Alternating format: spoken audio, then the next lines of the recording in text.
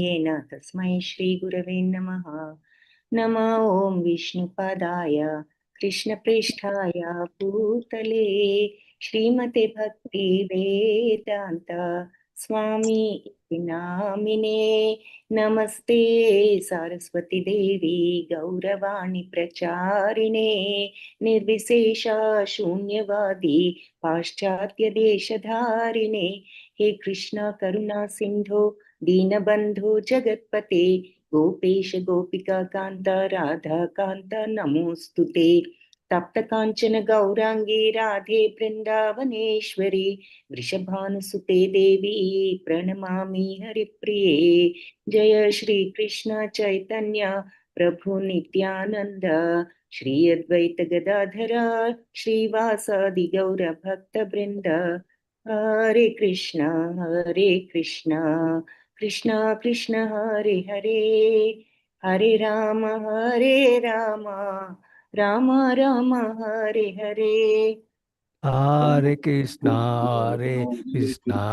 कृष्ण कृष्ण हरे हरे हरे राम राम राम हरे हरे। हरे कृष्ण कृष्ण कृष्ण हरे हरे हरे राम राम राम हरे हरे। हरे कृष्णा कृष्ण कृष्ण हरे हरे हरे राम राम राम हरे हरे। హరే కృష్ణ హరే భక్తులందరికీ కృష్ణ, ధన్యవాదాలు. ఇస్కాన్ మ్యాంగ్లూరు వారి లెవెల్ 3 క్లాస్ కి ఈశోపనిషత్తు 14వ మంత్రం అందరికీ స్వాగతం. సో ఏమి చూసాము 12, 13 మంత్రాల్లో ఇంకా ఆన్సర్స్ వచ్చినట్లేవు. సో కొంచెం సేపు వెయిట్ చేద్దాం. ఓకే, కళ్యాణి మాతాజీ పెట్టారు, చూద్దాం. ఓకే, సో 13th మంత్ర. అన్ని జీవులకు కారణభూతుడైన భగవంతుని పూజిస్తే ఒక విధమైన ఫలితం, కాని వారిని పూజిస్తే ఇంకొక విధమైన ఫలితం వస్తుంది. Very good. ప్రామాణికాచార్యుల ద్వారానే ఈ జ్ఞానాన్ని పొందాలి. ఎవరిని పూజించిన పరమ గమ్యాన్ని చేరలేము. శ్రవణం, సంకీర్తన వల్లనే గమ్యాన్ని చేరుకోగలం. నేతి ఇది కాదు అనే మార్గంలో నడిచేవారు తేజస్సు వరకు మాత్రమే చేరగలరు. దేవతలను పూజిస్తే దేవలోకాలకి ఆధ్యాత్మిక పొందడానికి ప్రయత్నించాలి. చంద్ర సూర్య బ్రహ్మలోకాలకి కూడా చేరవచ్చు. విశ్వానికి ఆవలి వైపు వైకుంఠ లోకం ఉంటే చేరుకోవాలంటే ప్రామాణికాచార్యుల ద్వారానే సాధ్యం. Okay, very good. భాష్యం కూడా చెప్పారు, వెరీ గుడ్. సో అది అంటే 12వ మంత్రంలో 11 నుంచి చూస్తే యాక్చువల్లీ 12th 13th ఫస్ట్ చూద్దాము, నిన్న చెప్పుకున్నాం కాబట్టి. 12th మంత్ర ఇప్పుడు మాతాజీ చెప్పింది. భగవంతుని పూజించి దేవతల్ని పూజల్లో నిమగ్నం అయ్యేవారు మరి అజ్ఞానం అనే అంధకారంలో ప్రవేశిస్తారు అంటే దానికి ఏమిటంటే అర్థం, దేవతల్ని పూజించడంలో తప్పు అని కాదు. దేవతల పట్ల మనం ఎప్పుడూ గౌరవ భావంతో ఉండాలి. మరి ఎందుకు అంటే వాళ్ళు మనకి ఎన్నో ఇస్తున్నారు కాబట్టి దేవతలకు ఎప్పుడు కూడా మనం నమస్కరించాలి, గౌరవ భావంతో ఉండాలి. ఇక్కడ అర్థం ఏమిటి అంటే మనం అర్థం చేసుకోవాల్సింది, దేవతలు మనకి ఈ ప్రపంచంలో జీవనం సాగించడానికి అవసరమైనవన్నీ కూడా మనకి ఇస్తున్నారు కాబట్టి వారి పట్ల ఎప్పుడు కృతజ్ఞతాభావం, గౌరవ భావం ఉండాలి. అందుకనే భోజనం కూడా వాళ్ళకు కూడా సమర్పించాలి అని చెప్తారు 3వ అధ్యాయంలో. భగవంతుడికి ఎలాగూ సమర్పించాలి, దేవతలను కూడా మనం దేవతలకు అర్పించకుండా తీసుకుంటాం కూడా పాపమే అని చెప్తారు కదా. సో అది ఎప్పుడూ ఉండాలి. కానీ దీని భావం ఏమిటి అంటే మరి భౌతిక జీవనానికి కావలసినవన్నీ సమకూర్చుతున్నారు కాబట్టి మనం ఆ గౌరవాన్ని ఇవ్వాలి. అంటే మనం వాళ్ళని ప్రార్థిస్తున్నాము అంటే అర్థం ఏమిటి, ఈ భౌతిక జీవనానికి అవసరమైన విషయాల కోసమే ప్రార్థిస్తున్నాము, అంతకు మించి మనం ఆధ్యాత్మిక విషయాల వైపు వెళ్ళడం లేదు అని అర్థం అక్కడ. సో ఈ భౌతిక జీవన విషయాల గురించే మనం వరి అవుతున్నంత కాలము, ప్రార్థనలన్నీ వాటి కోసమే చేస్తున్నంత కాలము మనం అంధకారంలో ఉన్నాము అని ఇక్కడ మనం అర్థం చేసుకోవాల్సిన విషయం.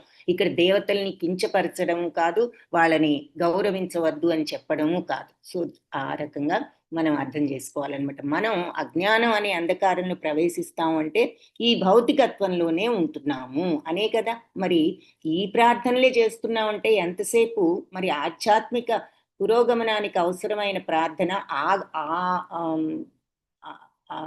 ఆ మార్గంలో వెళ్ళడానికి ప్రయత్నం లేకుండా ఉంటున్నాం కాబట్టి మనం అంధకారంలో ఉన్నాము అని అర్థం. అలాగే నిరాకార బ్రహ్మాన్ని పూజించే వాళ్ళు అంతకంటే ఎక్కువ అంధకారంలోకి వెళ్తారు అంటే దాని అర్థం కూడా ఏమిటి అంటే మరి సరి అయినటువంటి గమ్యం మనం పెట్టుకోనప్పుడు మనకి ఏది గమ్యం అని తెలియనప్పుడు ఆ గమ్యం ఎలా చేరుతాం? గమ్యాన్ని ఒక స్పష్టతతో పెట్టుకోవాలి. అందుకని ఆ స్పష్టత లేనప్పుడు మరి అది కూడా అంధకారం బంధురమే అని అంటున్నారనమాట. అది ఈ 12వ మంత్రంలో మనకి చెప్పిన విషయం. 13వ మంత్రంలో ఏం చెప్పారు అంటే అన్ని కారణాలకు కారణుడైన భగవంతుని పూజిస్తే సర్వకారణ కారణుడైన భగవంతుని పూజించడం వల్ల ఒక ఫలితం, మరి పరమపురుషుడు కాని వారిని పూజించడం వల్ల మరొక ఫలితం పొందపడుతుంది అని చెప్పి ధీరులు అంటే ప్రాజ్ఞులు చెప్పారు, అన్ని తెలిసిన వారు అని చెప్పి చెప్తున్నారు. సో అది 13th మంత్రం నిన్న చూసాం. 14th మంత్రం ఏంటో చూద్దాం. సో 13th మంత్రం నిన్న కొంతవరకు చూసాం, భాష్యం అంత క్లియర్గా చూసినట్లేము. సో ఇక్కడ భాష్యాన్ని కొంత క్లియర్గా ఐ థింక్ చూసామని అనుకుంటున్నాను. కొంతవరకు వేదాంత సూత్రాలు అనుసరించి సంభూత అనే శబ్దం జనన పోషణలకు హేతు అనే అర్థమే కాకుండా ప్రళయానంతరం నిలిచి ఉండే భగవంతుడు అని కూడా, ప్రళయానంతరం మరి ఏముంటుంది, మహాప్రళయం అయిన తర్వాత ఏది ఉండదు భగవంతుడు తప్ప అని కూడా జన్మాద్యస్యతః అని చెప్పేసి భాగవతంలో మొట్టమొదటి శ్లోకంలో ఉంటుంది. అంటే ఎప్పటికీ కూడా ఉండే అబ్సల్యూట్ ట్రూత్ అని ఇంగ్లీష్లో ఉంటాం, పరమ సత్యం అని మనం తెలుగులో చెప్పచ్చు. సో జన్మాది ఆది అంటే జన్మాది అంటే అన్నిటికీ కూడా ఆది అని, భగవంతుడే అంతటికి కూడా ఆది అంటే మొదలు, సోర్స్ అని. సో అలా ఆయన్ని కూడా చెప్పచ్చు, సంభూత అన్న మాటకు అర్థం అని చెప్పి చెప్తున్నారు. మరి వేదాలు అవన్నీ కూడా భగవంతుడే, వేదాంత కృత్వేద విదేవచాహం అని భగవద్గీతలో కూడా చెప్పారు కదా. సో మూలభూతుడు భాగవత సర్వ సృష్టికి మూలభూతుడు, మృతప్రాయుడు కానివాడు, శిలాప్రాయుడు కానివాడు, అభిజ్ఞుడు అంటే సర్వస్వతంత్రుడు అని చెప్పి అన్ని తెలిసిన వాడు అని చెప్తూ ఉంటుంది. సో సృష్టికి ఆది అయిన భగవానుడు కూడా భగవద్గీతలో తనకి భూత భవిష్యత్ వర్తమానాలన్నీ కూడా తెలుసని అని కూడా ఆయన చెప్పారు. అలాగే దేవతలు ఋషులు కూడా నా గురించి వాళ్ళకు కూడా తెలియదు, ఎందుకంటే వాళ్ళకు కూడా నేనే మూలాన్నని కూడా చెప్పారు. మనం ఇప్పుడు ఒక ఎగ్జాంపుల్ ఏం చెప్తున్నాం అంటే, ఎప్పుడైనా మనం ఈ ఆధ్యాత్మిక మార్గంలో ఉండాలి అంటే ఒక ప్రయత్నం ఎలా ఉండాలి అంటే, ఇప్పుడు ఒక చెట్టు ఉంది అంటే చెట్టు వ్రేళ్లకు నీళ్లు పోస్తే అన్ని చెట్టులో ఉన్న అన్ని భాగాలకు వెళ్తుంది. అంతేగాని ఆకుల మీద నీళ్లు చిలకరించాం అనుకోండి, అప్పుడు చెట్టు ఎలా ఉంటుంది? సో అసలైనటువంటి కారణం ఎక్కడుందో దాని మీద ప్రసరించాలి అని చెప్పి చెప్తున్నారు. ఈ రోజుల్లో మరి ఇంత సరి అయినటువంటి నిశ్చయం లేని వీళ్ళంతా కూడా ఈ ఆకుల పట్లే ఎక్కువ ఆసక్తి చూపిస్తున్నారు. కానీ ఆకుల మీద మనం ఎంత నీరు పోసినా సరే మరి చెట్టంతా కూడా పాడైపోతుంది కదా. ఆ ఎగ్జాంపుల్ చెప్తున్నారనమాట. కాబట్టి ఈశోపనిషత్తు లాంటి గ్రంథాలు ఆ చెట్టు వేరుకి నీళ్లు పోయడం అంటే సోర్స్ ఎక్కడుందో తెలుసుకుని, మూలం ఎక్కడుందో తెలుసుకుని అక్కడ మన యొక్క కాన్సన్ట్రేషన్, ఆధ్యాత్మిక గమ్యానికి సాధన దాని మీద ఫోకస్ చేయాలి అని చెప్పి చెప్తున్నారు.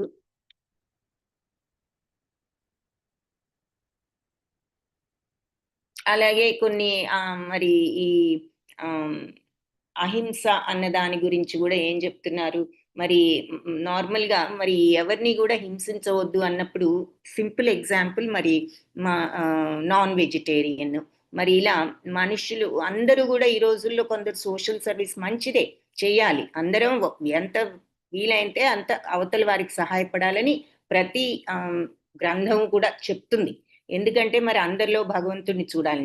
మనిషినే కాదు ప్రతి జీవిని గూడా. మరి అలాంటప్పుడు మనం ఇతర జీవుల్ని ఈ రకంగా నార్మల్‌గా గూడా గాదు. ఇలా ఈ రకంగా మన ఆనందం కోసం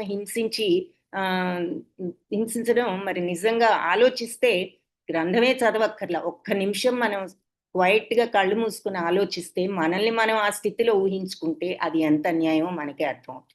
సో, మరి అలా అలా అటువంటివన్నీ చేస్తూ ఇలాంటి విద్యా సౌకర్యాలు ఇవన్నీ చేస్తూ ఉన్నా గూడా అది నిజంగా సర్వీస్ కింద రాదు ఒక జీవిని హింసించినప్పుడని ఇక్కడ ఇంకొక ఎగ్జాంపుల్ గూడా చెప్తున్నారనమాట.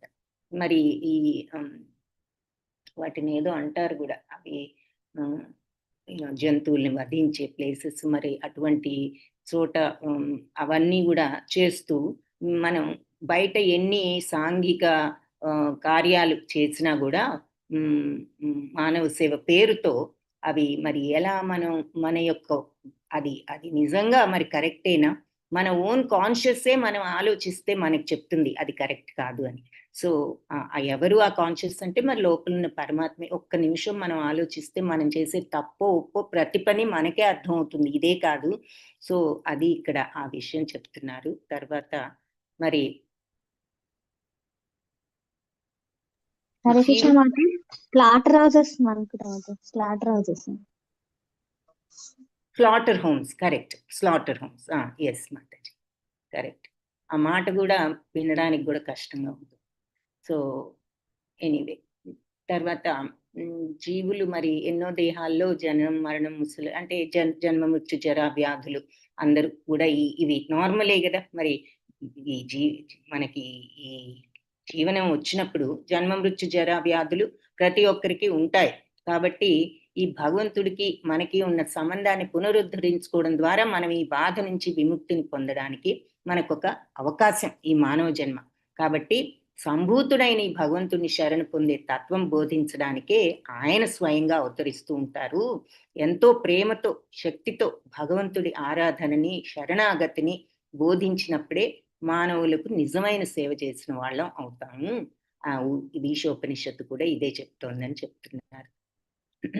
సో, అందుకని భగవద్గీత ఇది నిన్న కూడా చెప్పుకున్నాం. లీలలు వినడం, సంకీర్తన చేయడం చాలా సులభమైన, సరళమైనటువంటి మార్గము. అలాగే మరి అందరి పట్ల కరుణతో ఉండడం కూడా సరళమైన మార్గం. ఆ కరుణాంతరంగా ఉన్నప్పుడు మనకింకా మన అంతరంగంలో శుద్ధత, ఈ కలవరాలు, తాపాలు, కోపాలు ఏమి కూడా ఉండవు. సో, కాబట్టి ఉపనిషత్తులు మన దృష్టిని భగవంతుడి వైపుకు మళ్ళిస్తాయి. సర్వోపనిషత్ సారం గదా భగవద్గీత. ప్రత్యక్షంగా మనకి భగవంతుడు వైపుకి మన దృష్టిని ప్రసరింపజేస్తుంది. భగవద్గీత భాగవతంలో ఉన్నట్లు భగవంతుని గురించి వినడం వల్ల మన కాలుష్యాలన్నిటి నుంచి మనం ప్రక్షాళన చేసుకోవచ్చు అని చెప్తున్నారు. సో, శ్రవణం వల్ల శ్రవణం వల్లే ఆయన మోక్షాన్ని పొందగలిగాడు పరీక్షిత్ మహారాజు భాగవతాన్ని శ్రవణం చేసి. కాబట్టి ఈ శ్రవణంతో మనల్ని మనం ప్రక్షాళనం చేసుకుని కాలుష్యాన్ని రిమూవ్ చేసుకుంటే ఈ ప్రపంచాన్ని మనం ఆ రకంగా మన వంతు మనం చేసి మార్చవచ్చు. ఎంతసేపు మనం అవతల వాళ్ళు ఇలా చేశారు, వీళ్ళు అలా చేశారు, వాళ్ళ తప్పులు వీళ్ళు తప్పులు చేస్తున్నారు అనుకుంటున్నాం. వాళ్ళ తప్పుల్ని మనం మార్చలేం కదా. మనం చేయగలిగింది ఏమిటి? మన తప్పులు మనం సరిదిద్దుకోగలడం మన చేతిలో. కాబట్టి ఒకరి సంగతి పక్కన పెట్టి మన సంగతి మనం ఆలోచించుకుంటూ మనం ఏ విధంగా మారితే మన మైండ్కి మనశ్శాంతో మనం ఈ ప్రపంచానికి కానీ మనకు కానీ చేసుకునే మంచి అనుకోండి, అది మనం చేసుకోగలం. అందుకని మనల్ని మనం మార్చుకోవడానికి ప్రయత్నం చేయడమే మనం చేయగలిగింది, మనం చేయవలసింది కూడా. మనం చేయగలిగింది ఏమిటి అంటే మనకు తెలిసిన విషయాన్ని ఇలా నలుగురికి పంచుకోవడానికి ప్రయత్నించవచ్చు. మన యొక్క కాలుష్యాన్ని రిమూవ్ చేసుకున్నప్పుడు నలుగురిలో కూడా మనం ఆ మంచిని మనం పంచవచ్చు. సో, అది ఇక్కడ చెప్పేది. సర్వ కాలుష్య ప్రక్షాళనం అవుతుంది. ఇలా ప్రేమతో అందరికీ కూడా మనం ఈ మార్గాన్ని కూడా సూచించవచ్చు అని చెప్తున్నారు. దదామి బుద్ధియోగం తం ఏనమాం ఉపయాంతితే. వాళ్ళకి ఏమి తెలియకపోయినా ఈ భక్తి ఉంటే చాలు, నేనే వాళ్ళకి నన్ను చేరుకునే బుద్ధియోగాన్ని ప్రసాదిస్తాను అని చెప్తున్నారు. సో ఇక్కడ మళ్ళీ ఈ రజస్తమో గుణాల గురించి, భక్తులు కానప్పుడు మనం ఎలా ఈ రజస్తమో గుణాల అధీనంలో ఉంటామో, భక్తులు మరి సత్వగుణంలోకి వెళ్ళి ఆ తర్వాత శుద్ధ సత్వంలోకి కూడా వెళ్ళగలుగుతారు. కాబట్టి మరి బ్రాహ్మణులు ఈ విధంగా భక్తుడు బ్రాహ్మణుని సంపూర్ణ చిహ్నమైన సత్వగుణంలో ప్రతిష్ఠుడవుతాడు. బ్రాహ్మణుడు అంటే ఈ సత్వగుణాలున్న వాళ్ళు అని 18th చాప్టర్ లో చూసాము. కాబట్టి ఒక గురువును సరిగ్గా అనుసరించినప్పుడు ఈ బ్రాహ్మణ తత్వం మనకు అర్థమవుతుంది. భాగవతం ఏం చెప్తోంది? భగవంతుడు ఎంతో శక్తిమంతుడు కావడం వల్ల శుద్ధ భగవద్భక్తుడి మార్గదర్శకత్వంలో ఎటువంటి హీన జాతి వాడైనా పవిత్రం చేయబడతారు. మరి అంతే కదా, మన కంపెనీని బట్టి మనం ఎలాంటి వాళ్ళం అనేది కూడా అర్థమవుతుందని ఇంగ్లీష్ లో కూడా ఒక సామెత ఉంటుంది. సో అలా మనం ఎప్పుడైనా మరి సత్సాంగత్యం ఉండాలి. మరి అలాంటిది ఇలాంటి శుద్ధ భక్తుల సాంగత్యం ఉన్నప్పుడు మనకు ఆ శుద్ధత్వమే మరి అలవడుతుంది. కాబట్టి ఎలాంటి హీనజాతి వాడైనా, అంటే ఎంతటి చెడు మనస్తత్వం ఉన్న వాళ్ళైనా సరే ఇలాంటి శుద్ధ వ్యక్తితో ఉన్నప్పుడు మరి వాళ్ళు కూడా మారటానికి అవకాశం ఉంది. అందుకని మనం ఎంతో మంది ఇలాంటి సద్భక్తుల్ని, మహాపురుషుల్ని, గురువుల్ని చూస్తున్నా ఏ రకంగా వాళ్ళు మార్చగలుగుతారు సరి అయిన వాళ్ళైతే అన్నది చూస్తున్నాము. బ్రాహ్మణ లక్షణాలు ఉన్నప్పుడు సరే, ఆ బ్రాహ్మణ లక్షణాలు వస్తే ఏం జరుగుతుంది అంటే భగవత్ సేవ పట్ల ఉత్సాహం వస్తుంది. ఆ ఉత్సాహం లేనిది ఏ పని చేయలేం కదా, దాన్నే శ్రద్ధ అని కూడా అనొచ్చు.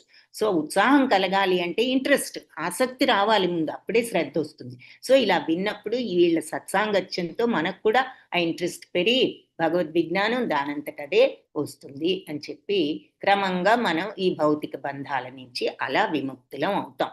సందేహంతో ఉన్నాము అంటే ఇక సందేహంతో అప్పటి వరకు ఎన్నో డౌట్స్ తో ఉన్న వాళ్ళం కూడా ఇలాంటి సత్సాంగత్యం వల్ల మనం ఫైనల్ గా ఆ ఉత్సాహంతో మనం ఈ మాయ నుంచి విముక్తులమై, ఈ బంధాల నుంచి మనకి భగవద్ అనుగ్రహం వల్ల స్ఫటికంలాగా మనస్సు అంతా స్వచ్ఛం అయిపోతుంది. మన మైండ్ అంతా క్లియర్ అయిపోయి ఈ భవబంధాలు యొక్క ఇన్ఫ్లుయెన్స్ అంతా కూడా తగ్గిపోయి మనసు శుద్ధం అవుతుంది. చిత్తశుద్ధి అంటారు కదా, అంటే మైండ్ అంతా క్లారిఫై అవుతుంది. అంటే స్ఫటికం అంటే క్రిస్టల్ కదా, క్రిస్టల్ క్లియర్ అని చెప్పుకున్నాం. సో ఇలాంటి స్థితి పొందినప్పుడు మనుషుడు మరి ముక్తుడై భగవంతుడిని చూడగలరు. మరి అంతటి క్రిస్టల్ క్లియర్ మైండ్ వచ్చింది అంటే, స్ఫటికం అంత శుభ్రమైంది అంటే మన మనసు ఇంకక్కడ ఏ కాలుష్యము లేదు, ఏ అటాచ్మెంట్ లేదు, ఏదీ లేదు. అలాంటి మరి అందుకే నీకు రాగం లేదు, ద్వేషము లేదు, అంటే క్లీన్ గా ఉందన్నమాట నీ పలక. నీ మనస్సు అనే పలక శుభ్రంగా ఉన్నప్పుడే భగవంతుడికి మనం ఆయన్ని పొందే అర్హత, ఆయన్ని అనుభూతి చెందేటటువంటి స్థితి వస్తుంది. ఆ భగవంతుడు యొక్క తత్వం ఎలా ఉంటుందనేది మనం అర్థం చేసుకునే స్థితి అన్నమాట అది సచ్చిత్తానంద స్థితి. అర్థం చేసుకోవడం అంటే ఏమిటి? ఏదైనా అర్థం చేసుకోవడం అంటే ఏమిటి? మనం స్వయంగా ఎక్స్పీరియన్స్ చేస్తేనే కదా అర్థం చేసుకుంటాం. అందుకే కదా సైన్స్ థియరీ చదివినప్పుడు బాగానే ఉంది, ఏదో ఇది అది ఆ కెమికల్ ఈ కెమికల్ కలిస్తే ఈ రియాక్షన్ వస్తుందని చదువుతాం, కానీ ఓహో అనుకుంటాం. అదే మరి ల్యాబ్లోకి వెళ్ళి మనం యాక్చువల్గా 2 కెమికల్స్ ని కలిపినప్పుడు దాని నుంచి వచ్చే వాసన, పొగ, దాని రూపు అన్ని మనం స్పష్టంగా చూడగలుగుతాం. సో ఎక్స్పీరియన్స్ తో ఓ ఇది ఇలా ఉంటుందా అని అప్పుడు మనకి నిజంగా అర్థమవుతుంది. చదివిన దానికి నిజంగా చేసి చూసిన దానికి ఉంది తేడా. అలాగే ఈ స్థితిని నిజంగా మనం పొందగలిగినప్పుడు ఆ శుద్ధ స్ఫటిక మనస్తత్వాన్ని మనం అంత క్లారిటీ, ఆ సచ్చిత్తానంద స్థితి వచ్చినప్పుడు అది భగవతత్వం కాబట్టి, ఆత్మతత్వం కాబట్టి, మనలో ఉంది కాబట్టి, దాన్ని అప్పుడు మనం దర్శించగలిగాం కాబట్టి మనం భగవంతుణ్ణి అర్థం చేసుకోవడం అంటే అది. ఓ ఇది భగవతత్వం అని. ఇందాక మనం ఇంతకుముందు శ్లోకాల్లో చూసాం కదా, ఏది అవిద్యను విద్యను ఒకేసారి చూసినప్పుడు అని. ఈ తత్వం తెలుసుకోవడమే విద్య. కాబట్టి అవిద్య ఏమిటో మనకు ఆల్రెడీ తెలుసు. ఇది తెలిసినప్పుడు ఓ ఇది విద్య, ఇది భగవతత్వం అన్నది తెలిసినప్పుడు భగవంతుని తెలుసుకుంటారు అని చెప్పారు కదా, అదే ఇక్కడ మనకి మళ్ళీ చెప్తున్నారనమాట. సో ఇక్కడ సంభావత్ అనే శబ్దంలో పరిపూర్ణత ఇదే, అంటే కంప్లీట్ భగవంతుడు ఆయన యొక్క తత్వము ఏమిటి అంటే మనం ఈ రకంగా తెలుసుకోగలుగుతాం. ఇలా ఉన్న స్థితి, ఇలాంటి స్థితి పొందినప్పుడు మానవుడు ముక్తుడై అడుగడుగునా భగవంతుడిని చూడగలుగుతాడు. ఈ ప్రతి దాంట్లో అతను వేరేగా ఏది చూడ్డు, ఏ కల్మషాన్ని చూడ్డు, ఈ నిర్మలత్వాన్ని చూస్తాడు. సో అది ఇక్కడ భాష్యంలో మనకి వివరంగా వివరించారు. సో మంత్రంలో మనకి చెప్పింది ఏమిటి అంటే ఈ 11th మంత్రం మరి భగవంతుని పూజిస్తే ఒకటి, మరి అంటే సరి అయిన సోర్స్ ని సరి అయిన దాని మీద మనం కేంద్రీకరిస్తే మనకు ఒక ఫలితం వస్తుంది. సరి అయిన దాని మీద కేంద్రీకరించినప్పుడు మరి నిజంగానే ఆ ఫలితం రాదు కదా. ఆ విషయం చెప్తున్నారు శ్లోకంలో. సో 13th శ్లోక, అది 14th శ్లోక.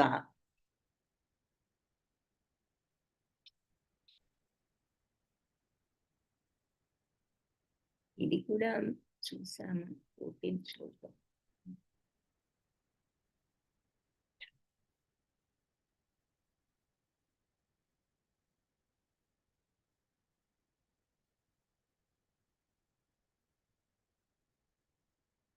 ఇక్కడ ఏదో కొద్దిగా మిస్ అయినట్లున్నాము. ఇట్ ఈస్ మిస్ అయినాయి.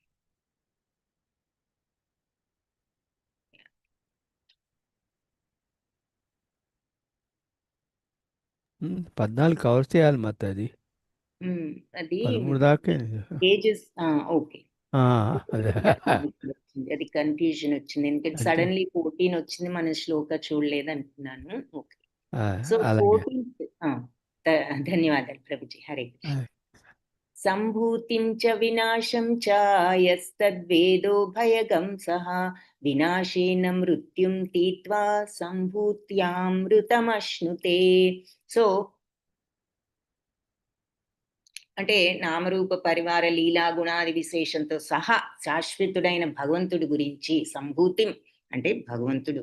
సంభూతిం అంటే ఏమిటి? కంప్లీట్ అని అర్థం. సంభూతి ఏమిటి కంప్లీట్ అంటే ఆయన నామం, ఆయన రూపం, ఆయన పరివారం, లీలలు, గుణాలు, విశేషాలు, వాటన్నిటితో సహా శాశ్వతుడు. అదొక ముఖ్యమైన క్యారెక్టరిస్టిక్. భగవంతుడే శాశ్వతం కాబట్టి శాశ్వతుడు అయిన దేవాది దేవుని గురించి. మరియు వినాశం మరి అంటే పర్మనెంట్ అయిన భగవంతుడి గురించి. వినాశం అంటే నశించేవాళ్ళు, అంటే శాశ్వతం కాని వాళ్ళు ఎవరు? ఈ భౌతిక జీవితంలో ఉన్న వాళ్ళు అందరూ, జంతువులు, మానవులు, ఆఖరికి దేవతలు ఎవరు కూడా మరి పర్మనెంట్ గా, బ్రహ్మదేవుడికి కూడా ఒక ఆయుష్ ఉందని చెప్తున్నారు కదా అది. సో వాళ్ళు మరియు అంటే భగవంతుణ్ణి గురించి సంపూర్ణంగా తెలుసుకోవాలి. ఆయన దివ్య నామ రూప గణాలు, లీలలు, అదే విధంగా భౌతిక ప్రకృతి వ్యక్తీకరణ అంటే ఈ సృష్టి, ఆయన ఆయనచే వ్యక్తీకరింపబడినటువంటి ఈ విశ్వము, తర్వాత దేవతలు, మనుష్యులు, జంతువులు. ఎప్పుడైతే మనిషి వీటన్నిటినీ తెలుసుకుంటాడో అతను మరణాన్ని దాటి భౌతిక ప్రపంచాన్ని దాటగలడు. మరియు భగవత్ సామ్రాజ్యంలో శాశ్వత సుఖాన్ని, మరి భౌతిక సామ్రాజ్యాన్ని, ప్రపంచాన్ని దాటితే భగవత్ సామ్రాజ్యానికి వెళ్ళినప్పుడు ఏం జరుగుతుంది? మరి అక్కడ పర్మనెంట్ గా ఉండగలుగుతాం. ఒకసారి నా స్థానంలోకి వచ్చిన తర్వాత వాళ్ళకి ఎక్కడికి వెళ్ళరు అని భగవంతుడు కూడా చెప్పారు భగవద్గీతలో. కాబట్టి అక్కడికి వెళ్ళి శాశ్వత జీవితాన్ని, సుఖాన్ని, ఆనందాన్ని, జ్ఞానాన్ని పొందగలడు. ఆ జ్ఞానమే ఇవన్నీ ఇస్తుంది. సుఖము, ఆనందం అంటే మనం ఏదో లగ్జూరియస్ గా ఏదో మెత్తటి పరుపులు, ఈ రకమైన సుఖాలు కాదు. ఎలాంటి స్థితిలో ఉన్నా కూడా కోల్పోని ఆనందమే ఆ దివ్యానందం, ఆ సచ్చిత్తానందం. అలాంటి జ్ఞానం వస్తుంది ఆ శాశ్వత సామ్రాజ్యంలో అని చెప్తున్నారు. సో ఎవరు? భగవంతుని గురించి ప్రతి ఒక్కళ్ళు తెలుసుకోవాలి. ఎలాంటి భగవంతుడు అంటే ఆయన దివ్యనామ రూపగణాలు, లీలలు, అదే విధంగా ఈ భౌతికత్వం గురించి కూడా మరి తెలుసుకోవాలి. ఈ డిఫరెన్స్ తెలుసుకోవాలంటున్నారు బేసిక్ గా. అది ఈ భౌతికత్వం ఏమిటి, మరి ఎప్పుడైతే వీటిని తెలుసుకుంటాడో ఈ డిఫరెన్స్, అతను మరణాన్ని దాటి భౌతిక ప్రపంచాన్ని చేరగలడు. సో ఈ జ్ఞానాన్ని తెచ్చుకోవాలంటే ఈ తేడాన్ని మనం అర్థం చేసుకోవాలి అన్నది చెప్తూ, అక్కడికి వెళ్ళిన తర్వాత అక్కడ శాశ్వతమైన జ్ఞానాన్ని, అది ఆనందాన్ని పొందవచ్చు అని చెప్తున్నా. సో అది ఈ 14th మంత్రం చెప్పేది. కాబట్టి లౌకిక జ్ఞానాభివృద్ధితో మానవ నాగరికత, అంతరిక్ష నౌకలు, పరమాణు శక్తి లాంటి భౌతిక ఇవన్నీ కూడా సృష్టించాం ఈ రోజుల్లో. మరి ఏవి? రాకెట్స్ ఏమిటి, మరి రకరకాల ఇంకా పెద్ద పెద్ద B2 బాంబర్స్ లాంటివి కూడా వాటికంటే మరి చంద్రలోకంలోకి మార్స్ లోకి వెళ్ళడానికి కూడా అవసరమైనవి అంతరిక్ష స్టేషన్స్ ఉన్నాయి, స్పేస్ స్టేషన్స్. అక్కడ ఇవన్నీ కూడా మళ్ళీ డాక్ అవటం, ఇంత చాలా అభివృద్ధి అంటే ఈ రకమైన భౌతిక అభివృద్ధి సాధించింది ఈ నాగరికత. అయితే మరి జనన మరణ జరారోగాల నుంచి మాత్రం విముక్తిని సాధించలేదు. ఎన్ని సాధించినా మరి దీని నుంచి విముక్తి సాధించలేకపోయింది. బుద్ధిమంతుడు ఎవరైనా మరి ఈ సైంటిస్టులు వాళ్ళ ఎదుట ఈ దుఃఖాల విషయాన్ని మనం గనక చెప్పామనుకోండి, ఇదే విషయం, వాళ్ళు ఇంత సైన్స్ అభివృద్ధి చెందుతోంది, దానివల్ల చివరికి మనం వీటన్నిటిని కూడా పోగొట్టే అవకాశం ఎప్పటికైనా మనం కనుక్కోవచ్చు అని చెప్పొచ్చు అని చెప్తున్నారు ఇక్కడ. అలా తెలివిగా సమాధానం ఇవ్వచ్చు. అలాంటి సమాధానాలన్నీ వాళ్ళ అజ్ఞానాన్ని సూచిస్తాయి. ఈ ప్రకృతిలో మరి ప్రతి వస్తువు కూడా ఈ కఠోరమైన ప్రకృతి శాసనాలకు లోబడి మరి ఈ జననం, పెరగడం, పోషణం, ఉత్పత్తి చేయడం, అవాంతర సృష్టి, క్షీణించడం, ఈ 6 ఉన్నాయని మనం చదువుతాం కదా. ఈ జననం, మరణం, మరి జీవనం సాగించడం, సంతానం ఉత్పత్తి, ఆ తర్వాత మరి ఏదో ఒక వ్యాధియో లేకపోతే వృద్ధాప్యమో, చివరికి మరణం. ఈ 6 స్టేజెస్ లైఫ్ లో ప్రతి వాళ్ళకి ఉంటాయి యూజువల్ గా. అనే 6 పరిణామాలు ఉంటాయని మనం 13th చాప్టర్ లో కూడా చూస్తాం.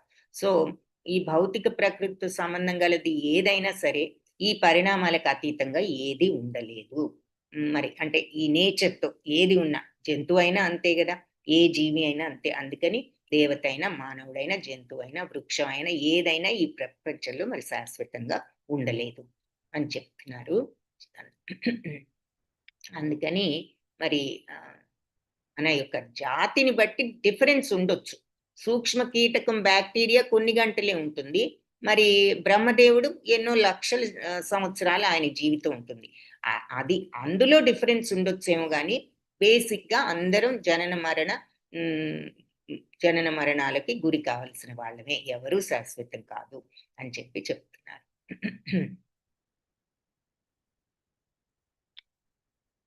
వాళ్ళు మరి ఈ ఈ ఈ సైంటిస్ట్స్ అంతా ఇలాంటి నమ్మకాలతో ఒక్కొక్కసారి ఈ మర్త్యలోకం అంటారు కదా, ఈ మన యొక్క ఈ భౌతిక ప్రపంచాన్ని మర్త్యలోకం అంటే దేర్ ఈస్ డెఫినెట్లీ ఇది శాశ్వతమైనది కాదు, ఎప్పటికైనా ఇందులో వాళ్ళందరూ పోవాల్సిందే, ఇది కూడా ఎప్పటికప్పుడు పోవాల్సిందే అని మర్త్యలోకం అని దీనికి ఒక పేరు. కాబట్టి ఈ మర్త్యలోకాన్నే వాళ్ళు ఏదో అమరంగా చేయాలని ప్రయత్నిస్తున్నారు, మరి అన్నీ కూడా శాశ్వతం చేయాలని. ఇదంతా కూడా వాళ్ళకి వేదాల గురించి ఈ నాలెడ్జ్ అది లేకపోవడం వల్లే వాళ్ళు మరి అన్ఫార్చునేట్లీ, దురదృష్టవశాత్తు మరి ఆధునిక మానవుడు వేదాలు, పురాణాలు, ఇతర మత గ్రంథాల నుంచి జ్ఞానాన్ని పొందడానికి విముఖుడుగా ఉన్నాడు. ఏ రకమైన మతమైనా మరి ఏదో ఒక రకంగా భగవంతుడు అనే వాళ్ళు ఉన్నారు అనే చెప్తారు. మరి ఇటువంటివన్నీ కూడా మనం భగవంతుడు నమ్మాలి అని. వీళ్ళు ఏది నమ్మక మరి ఇటు వేదాలు గాని, పురాణాలు గాని, ఇతర మత గ్రంథాలు గాని దేని నుంచి వాళ్ళు జ్ఞానం పొందడానికి విముఖత చూపించడం లేదు. విష్ణు పురాణంలో మనకి ఏం చెప్తున్నారు? విష్ణు భగవానుడి విష్ణు శక్తి పరా ప్రోక్త క్షేత్రజ్ఞాఖ్యాత తాపర అవిద్యా కర్మ సంజ్ఞాన్య తృతీయ శక్తిరిష్యతే. విష్ణు భగవానుని అంటే ఆయన ఉన్నత శక్తి, అపర అంటే లేక అవిద్య కొంచెం తక్కువ శక్తి, న్యూన శక్తి అంటాం దాన్ని. అనే వివిధ శక్తులు ఉంటాయి. భగవంతుడు చెప్పారు కదా, నాకు అపర ప్రకృతులు ఉన్నాయి అని. అపర ప్రకృతి అంటే మనసు, బుద్ధి, అహంకారం, పంచభూతాలతో కూడిన 8 ప్లస్ పరప్రకృతి దీనికంటే ఉత్తమమైనది, అందులో ఉన్న చైతన్యం అని చూసాం. అలాగే విష్ణు పురాణంలో కూడా ఈ అపర ప్రకృతుల గురించి చెప్పారు. మనం ప్రస్తుతం అవిద్య లేదంటే న్యూన శక్తి అనబడి, అంటే తక్కువ శక్తి అనబడి ఈ భౌతిక ప్రకృతిలో చిక్కుకుని ఉన్నాం. ఈ శక్తి వల్లే మరి భౌతిక సృష్టి అంతా కూడా సృష్టించబడుతుంది, భగవంతుడి యొక్క ఈ భౌతిక శక్తి వల్లే. ఈ శక్తే మరి మనుషులను అజ్ఞానంలో కూడా ఉంచుతుంది, మాయ. కాబట్టి ఈ కామ్యకర్మలు అవి చేసుకుంటూ ఫలాసక్తితో ఏదో ఇలా ఉంటున్నాం మాయలో. ఇలా కాకుండా మరి ఉన్నత శక్తి ఇంకొకటి ఉంది, దానికే పరాశక్తి అని పేరు. ఇది భౌతిక శక్తి కంటే కూడా భిన్నమైంది. సో మాయాశక్తి దానికంటే ఉన్నతమైంది పరాశక్తి. ఆ పరాశక్తి భగవంతుడి యొక్క శాశ్వతమైన ధామాన్ని నిర్వహిస్తుంది. సో భౌతిక శక్తిని నిర్వహించేదేమో భౌతిక శక్తి అయితే, మరి మాయాశక్తి అయితే, భగవంతుడి యొక్క శాశ్వత ధామాన్ని నిర్వహించే శక్తి పరాశక్తి. కాబట్టి ఆ పరాశక్తి అది భగవద్గీతలో ఏం చెప్తున్నారు 8.20లో పరస్తస్మాత్ భావోన్యో అవ్యక్తో వ్యక్తాత్ సనాతనః యస్స సర్వేషు భూతేషు నశ్యత్సు నా వినశ్యతి.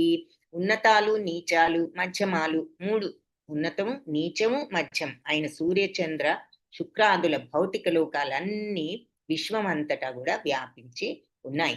ఈ గ్రహాలు అంటే అందులో ఉన్నత లోకాలు ఉన్నాయి, మధ్య లోకాలు ఉన్నాయి, క్రింది లోకాలు ఉన్నాయి కదా, గోలోక చాట్లు చూసాం. ఈ గ్రహాలు బ్రహ్మదేవుడి జీవితకాలం ఉన్నంత వరకే ఉంటాయి. బ్రహ్మదేవుడు జీవితకాలం అయిపోయినప్పుడు అన్ని కూడా విలీనం అవుతాయి. కొన్ని అధమ లోకాలు మాత్రం బ్రహ్మకు ఒక దినం అవగానే అవి ముగిసిపోతాయట, నశించిపోతాయి. మరుసటి దినం మళ్ళీ సృష్టించబడతాయి. మనం చూసాం కదా, ఆయనకి రాత్రి సమయంలో సృష్టి విలీనం అవుతుంది, పగలు సమయంలో సృష్టించబడుతూ ఉంటాయి అని. ఇది మామూలు ప్రళయం రోజు అన్నమాట. ఇట్లా కొన్ని చిన్న లోకాలు ఈ రకంగా ఉంటాయి. అయితే ఉన్నత లోకాల్లో కాలం ఇంకొక రకంగా ఉంటుందన్నమాట. ఇవన్నీ కొన్ని అధమ లోకాలు ఇలా ఉంటూ ఉంటాయి. అయితే మహాప్రళయం ఎప్పుడు వస్తుంది? ఈ కాలాలన్నీ అంటే బ్రహ్మదేవుడి జీవితాంతం వరకు ఉంటాయి అని చెప్తున్నారు. సో ఉన్నత లోకాల్లో కాలం వేరే రకంగా లెక్కించబడుతుందట. సో చాలా వాటిలో అక్కడ ఈ ఉన్నత లోకాల్లో చాలా వాటిలో ఇక్కడ మనం 1 సంవత్సరం టైము అక్కడ రాత్రింబవళ్ళతో కూడిన 24 గంటలతో సమానం అంటున్నారు అనమాట. సో ఈ ఉన్నత లోకాల యొక్క కాల పరిమాణాన్ని బట్టి భూలోకంలో సత్య, త్రేత, ద్వాపర, కలియుగాలు అంటే ఆ టైమ్స్ అనే 4 యుగాలు 12,000 సంవత్సరాలు సాగుతాయి. ఈ 4 యుగాలు కలిపి అంటున్నారు. అంటే మన 12,000 కాదు, వాళ్ళ 12,000 సంవత్సరాలు అనమాట. మన 12,000 కాదు. సో మనకి లెక్కలన్నీ మనం క్లియర్ గా తెలుసుకోవాలి అంటే 17 లక్షల చిల్లర మరి సత్యయుగంలో ఉంది, 12 లక్షల చిల్లర 96,000 12,96,000 త్రేతాయుగంలో, అలాగే 8 లక్షల ఎన్నో చిల్లర సంవత్సరాలు ద్వాపర యుగంలో, 4,32,000 సంవత్సరాలు కలియుగంలో ఉన్నాయి అని మనం చూస్తాం. సో అవి మన టైం ప్రకారం చూస్తే. కానీ మరి ఆ ఉన్నత లోకాలు ఉన్నాయి కదా, వాళ్ళ కాల పరిమాణం డిఫరెంట్ కదా. మరి బ్రహ్మదేవుడి యొక్క ఒకరోజు మనకి ఎంత పెద్దదో, ఆయన ఒక క్షణం మనకి 60 గంటలో ఏదో చాలా పెద్దది. ఆయన ఒక క్షణమే మనకి ఎన్నో సంవత్సరాలు. సో అలా చూసినప్పుడు వాళ్ళ టైం ప్రకారం ఈ 4 యుగాల్లో 12,000 సంవత్సరాలు ఉన్నాయి, మన 12,000 కాదు. కాబట్టి ఈ కాల పరిమాణాన్ని 1000తో కనుక మనం గుణిస్తే బ్రహ్మదేవుడికి 1 దినం అవుతుంది అని అంటున్నారు. సో బ్రహ్మదేవుడి రాత్రి కూడా దాంతో సమానమే. ఈ లెక్క అంతా మనం బ్రీఫ్ గా అక్కడ చూస్తాం, ఆయన పగలు ఆయన రాత్రి. సో అలాంటి రాత్రి పగళ్ళు కలిసి నెలలు సంవత్సరాలుగా బ్రహ్మదేవుడికి ఏర్పడతాయి. మన మామూలు రాత్రి పగలు కాదు, మన రోజులాగా 24 గంటలు కాదు. కానీ అలాంటి సంవత్సరాలు బ్రహ్మదేవుడు 100 సంవత్సరాలు జీవిస్తారు. ఆయన జీవితం ముగిసినప్పుడు ఈ జగత్తంతా నాశిస్తుంది అని చెప్తున్నారు. సో సూర్యగోళంలో చంద్రగోళంలో ఉండే ఈ ఉన్నత జీవులు ఈ భూమికి దిగువన గల అనేక ఇతర లోకాలతో కలిసి ఏర్పడిన ఈ మధ్యలోకంలో నివసించే వాళ్ళు బ్రహ్మ యొక్క రాత్రి సమయంలో ప్రళయ జలాల్లో మునిగిపోతారు. సో ఇవన్నమాట రాత్రి అంతమయ్యే బ్రహ్మదేవుడికి రాత్రి సమయంలో అంతమయ్యే లోకాలు ఇవి అంటున్నారు. ఏది? సూర్యగోళం, చంద్రగోళం, ఈ భూమి, దీనికి దిగువ ఉన్న ప్రదేశాలు. ఆ సమయంలో జీవులు గాని జీవజాతులు గాని ఆధ్యాత్మికంగా అస్తిత్వం కలిగి ఉన్నప్పటికీ కూడా పైకి కనిపించవు అని చెప్తున్నారు. ఇలా కనిపించని దశనే అవ్యక్తము అని అంటున్నారు అన్నమాట. మనకి అవ్యక్తము అనే ఒక స్టేజ్ వస్తుంది. 13th చాప్టర్ 24 అంశాలు చూస్తాం క్షేత్రంలో. ఏమిటి? 5 ఇంద్రియాలు, 5 కర్మేంద్రియాలు, 5 ఇంద్రియ గ్రాహ్యాలు అంటే ఇంద్రియాలు స్వీకరించే శబ్ద రూప స్పర్శ రసగంధాలు, 5 పంచభూతాలతో తయారైన శరీరం, 5 తర్వాత మనసు, బుద్ధి, అహంకారము, 24వది అవ్యక్తం అన్నమాట. అది ఇలా పైకి కనిపించని మన యొక్క దశ. అది అంటే మన స్వభావం అనుకోవచ్చు. మళ్ళీ బ్రహ్మ జీవితాంతంలో విశ్వం అంతా నాశనం అయినప్పుడు ఇంకొక అవ్యక్త స్థితి సంభవిస్తుంది. సో ఆయన రాత్రి టైంలో ఇలా మరి అవి విలీనమైన కనిపించని దశ ఉంటుంది వాటన్నిటికీ, దాన్ని అవ్యక్తం అంటున్నారు. మళ్ళీ ఆయన జీవితాంతంలో విశ్వం అంతా కూడా నాశనం, హోల్ విశ్వం నాశనం అయినప్పుడు ఇంకొక అవ్యక్త స్థితి సంభవిస్తుంది. ఈ రెండు అవ్యక్త స్థితులకు, అంటే అవ్యక్తంగా అంటే మరి పైకి కనిపించని స్థితులకు అతీతమైన ఇంకొక ఆధ్యాత్మిక వాతావరణం లేదా ఆధ్యాత్మిక ప్రకృతి అనేది ఇంకొకటి ఉంటుంది. ఆ వాతావరణంలో ఆధ్యాత్మిక లోకాలు ఉంటాయి అని చెప్తున్నారు. సో ఈ స్థితిలో ఎలా ఉంటారు అంటే అటు ఆధ్యాత్మిక లోకంలోనూ ఉండరు, ఇటు భౌతిక లోకంలోనూ ఉండరు. కానీ ఈ రెండు స్థితులకు అతీతమైన ఒక ఆధ్యాత్మిక వాతావరణం ఉంటుంది. అదే ఆధ్యాత్మిక ప్రకృతి అని చెప్తున్నారు. ఆ వాతావరణంలో ఆధ్యాత్మిక లోకాలు ఉంటాయన్నమాట. సో ఈ భౌతిక ప్రపంచంలో లోకాలన్నీ బ్రహ్మ జీవితంతో పాటు లయం అయిపోయిన తర్వాత ఈ ఆధ్యాత్మిక లోకాలు మాత్రం శాశ్వతంగా నిలిచి ఉంటాయి. సో ఈ మాయాశక్తి విలీనం అవుతుంది బ్రహ్మదేవుడితో పాటు. విలీనం అయిపోయినప్పుడు ఉండేది ఏమిటి అంటే స్పిరిచువల్ వరల్డ్ ఎప్పటికీ ఉంటుంది, ఆధ్యాత్మిక లోకం. చాలా మంది బ్రహ్మల అధికారంలో గల భౌతిక సృష్టి భగవంతుడి శక్తిలో 4వ వంతు మాత్రమే. బ్రహ్మదేవుడు కూడా ఒక్కరు కాదు కదా, మళ్ళీ సృష్టి జరిగినప్పుడు మళ్ళీ ఇంకొక బ్రహ్మ వస్తారు కాబట్టి ఇలా ఇది ఇటువంటి ఈ భౌతిక సృష్టి ఆ భగవత్ శక్తిలో 4వ వంతు మాత్రమే అని చెప్తున్నారు. అది ఇక్కడ ఒక ముఖ్యమైనటువంటి మనకి వేదాలన్నీ కూడా చెప్పిన విషయం అదనమాట. ఈ ప్రపంచంలో మరి భగవంతుడి యొక్క ఈ ఆయన శక్తి ఎంత పెద్దది అంటే, ఎంత ఎక్కువ అంటే, మరి మనం చూసే ఈ విశ్వం అంతా కూడా ఎంత పెద్ద విశ్వము, ఈ విశ్వాలు ఇవన్నీ కూడా ఆయన శక్తిలో ఓన్లీ ఒక పావు మాత్రమే అని చెప్తుంది. ఇది కూడా మనం ఇంతకు ముందు కూడా చెప్పుకున్నాం, పురుష సూక్తంలో కూడా ఈ విషయాన్ని చెప్పారనమాట. బ్రహ్మదేవుడి యొక్క భగవంతుడి యొక్క శక్తిలో ఈ విశ్వం అంతా కూడా ఒక పావు కూడా లేదు. మిగిలిన సృష్టి పావు మాత్రమే. ఏతావా సస్య మహిమా అతోజ్యాయగం పురుషః పాదోస్య విశ్వాభూతాని త్రిపాదస్యామృతం దివి. సో 3 వంతులు మనకు తెలియంది ఉంది అని చెప్పి మిగతా ముప్పాతిక భాగం త్రిపాదస్యామృతం దివి, నాశనం లేని అమృతమయమైన దివ్యలోకం ఉందట. ఇంకొక ముప్పాతిక మనకు తెలియంది, ఒక పావే మనకి. పాదోస్య విశ్వాభూతాని, ఈ విశ్వమంతా కూడా పావు భాగమే అంటున్నారు. ఇది పురుష సూక్తంలో ఉంది వేదాల్లో. సో అదే ఇక్కడ మనం ఇక్కడ కూడా చూస్తున్నాం. సో భగవంతుడి శక్తిలో 4వ వంతు మాత్రమే ఏకపాద విభూతి, ఇదే అపర ప్రకృతి.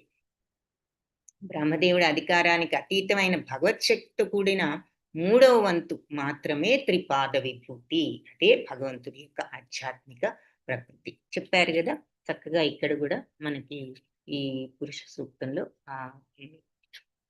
త్రిపాదస్య అని చెప్పేసి త్రిపాదస్య అమృతం దివి, అది నాశనం లేనటువంటి అమృతమైన దివ్యలోకం, అది ఆధ్యాత్మిక లోకం అన్నమాట. పాదోస్య విశ్వాభూతాన్ని, ఈ విశ్వభూతాల ఈ భౌతిక సృష్టి అంతా కూడా మరి పావుభాగమే అంటున్నారు.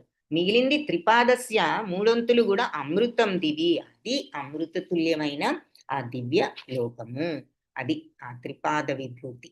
సో త్రిపాదస్య అన్నమాట ఇక్కడ కూడా మనం చూస్తున్నాం. అందుకని భగవంతుడి యొక్క ఆధ్యాత్మిక ప్రకృతి ఇదే పరాప్రకృతి, పరాశక్తి అని చెప్తున్నారు. సో ఈ ఆధ్యాత్మిక ప్రకృతిలో ఉండేది ఎవరు అంటే మరి పరమ పురుషుడైన శ్రీకృష్ణ భగవానుడు. భగవద్గీత 8.22లో చెప్పారు కదా, ఆయనను జ్ఞాన యోగ కర్మల చేత కాకుండా సాటిలేని భక్తితోనే పొందగలం. అంటే జ్ఞానయోగ కర్మలు ద్వారా మనం ఆ స్థితికి వెళితే అప్పుడు లాస్ట్లో వచ్చే స్థితి ఏమిటంటే వాటన్నిటి వల్ల మనం ఈ భక్తిలో సెట్ అవుతాం. సో చివరికి ఆ భక్తిలోకి తీసుకువెళ్తాయి మిగిలిన మార్గాలు కూడా. అయితే భక్తి యోగం డైరెక్ట్గానే ఆ మార్గంలో ఉంటుంది కాబట్టి అందుకని డైరెక్ట్గా అది లిఫ్ట్ లాంటిది అని కూడా మనం చూస్తాం. ఇవన్నీ మెట్లెక్కి వెళ్తే ఇది లిఫ్ట్ లాంటిది అని. సో భక్త్యామాం అభిజానాతి అన్నారు కదా, భక్తితోనే నన్ను అర్థం చేసుకోవచ్చు. కామ్యకర్మలు చేసే కర్మయోగులు మరి సూర్యచంద్రలోకాలతో కూడిన స్వర్గలోకాల వరకు వెళ్ళగలుగుతారు. కానీ జ్ఞానులు, యోగులు ఉన్నారంటే వాళ్ళు అంతకంటే ఉన్నతమైన మహర్లోకం, తపోలోకం, బ్రహ్మలోకం వీటిని చేరుకోగలరు. కానీ భక్తి సేవ చేత ఇంకా ఎక్కువ అర్హతను సంపాదించినప్పుడు ఆధ్యాత్మిక ప్రకృతిలో కూడా ప్రవేశించగలుగుతారు. సో ఆ మార్గంలో వెళ్తూ వాళ్ళు చివరికి ఆ భక్తిలో, ఆ సచ్చిదానందంలో స్థిరపడ్డప్పుడు వాళ్ళు నిజంగా ఆధ్యాత్మిక ప్రకృతిలోకి వెళ్ళగలుగుతారు. అక్కడ ఎవరి అర్హతను బట్టి ఆధ్యాత్మిక ఆకాశానికి చెందిన ప్రకాశమానమైన నిర్గుణ బ్రహ్మజ్యోతిలో గాని, మరి ఆధ్యాత్మిక ఆకాశంలో కూడా బ్రహ్మజ్యోతి ఉంది ముందు అంటున్నారు, చుట్టూ ఆయన కాంతి. ఆ తర్వాత వైకుంఠలోకం, ఆ తర్వాత భగవంతుడి యొక్క కృష్ణలోకం. సో వాళ్ళ అర్హతలను బట్టి వాళ్ళు బ్రహ్మజ్యోతిలోనో వైకుంఠలోకాల్లోనో ప్రవేశిస్తారు. భక్తిలో మరి శిక్షణ లేనప్పుడు మరి ఆధ్యాత్మిక వైకుంఠ లోకాల్లోకి ఎవరు ప్రవేశించలేరు అంటున్నారు. సో ఈ భౌతిక లోకాల్లో మరి బ్రహ్మదేవుడు మొదలు చిన్న చీమ వరకు కూడా అందరూ మరి అధికారం సంపాదించాలని ప్రయత్నిస్తూ ఉంటారు. ఇది ఒక జబ్బు ఈ భౌతిక ప్రపంచానికి ఉన్న, ఇది దీనికి ఉన్నటువంటి లక్షణం అదన్నమాట, ఈ మాయ. కాబట్టి ఈ వ్యాధి ఉన్నంత వరకు కూడా మరి జీవుడి దేహాలను మారుస్తూనే ఉండాలి. కాబట్టి మానవ, దేవత, జంతు రూపాల్లో దేనిలో ఉన్నా సరే చివరికి బ్రహ్మదేవుడి రాత్రి ప్రళయం అవుతుంది.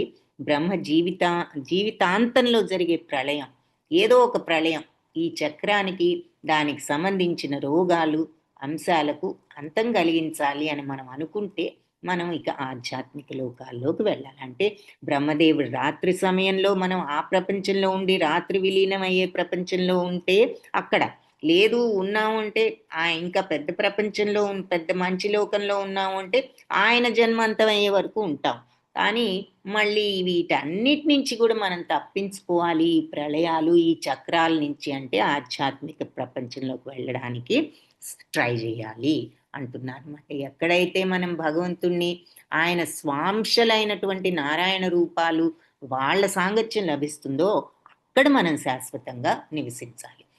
కాబట్టి భగవంతుడు కానీ అతని పూర్ణాంశ వైభవంతో ఈ లోకాల్లో ఆధిపత్యాన్ని, ఆధ్యాత్మిక ఆధిపత్యాన్ని వహిస్తూ ఉంటారు. శృతి మంత్రాలు చెప్పాయి. ఏమి శృతులు అంటే వేదాలు ఏం చెప్పాయి? ఏకో వశి సర్వగా కృష్ణ ఈద్యః ఏకోపి సన్ బహుధాయో విభూతి, గోపాలతాపని ఉపనిషత్తు అన్నమాట. అంటే మరి భగవంతుడి పైన ఎవరు ఆధిపత్యం వహించలేరు. బద్ధజీవుడు భౌతిక ప్రకృతిపై ఆధిపత్యం వహించడానికి ప్రయత్నించి విఫలుడై చివరికి భౌతిక ప్రకృతి యొక్క శాసనాలకు, జనన మరణాలకు, వీటన్నిటికీ లోబడి ఉంటాడు. మనం మోర్ కంట్రోల్, నేను ఇది చేయాలి అది చేయాలి అనుకున్న కొందికి ఇంకా ఇంకా గట్టిగా ఇందులో ఈ ఉచ్చులో బిగించబడుతున్నాం అన్నమాట. The more we try to control this material things, ఇది కావాలి అది కావాలి, నేను కంట్రోల్లో ఉండాలని ఈ భౌతికత్వంలో ఇరుక్కుంటున్నంత వరకు మన ఉచ్చు ఇంకా ఇంకా బిగిసిపోతూ ఉందన్నమాట. అందుకనే అన్నీ భగవంతుడి మీద పెట్టి మనం చేయవలసింది, మనం ఏవి ఫలాసక్తి లేకుండా మన బాధ్యతని మనం నిర్వహించి ఆయన మీద శరణాగతులం అవ్వడం అవసరం అని మనం చూస్తాం భగవద్గీతలో కూడా. చివరికి సర్వధర్మాన్ పరిత్యజ్య మామేకం శరణం వ్రజ అంటే నీ పనులన్నీ వదిలేసి కూర్చో అని కాదు.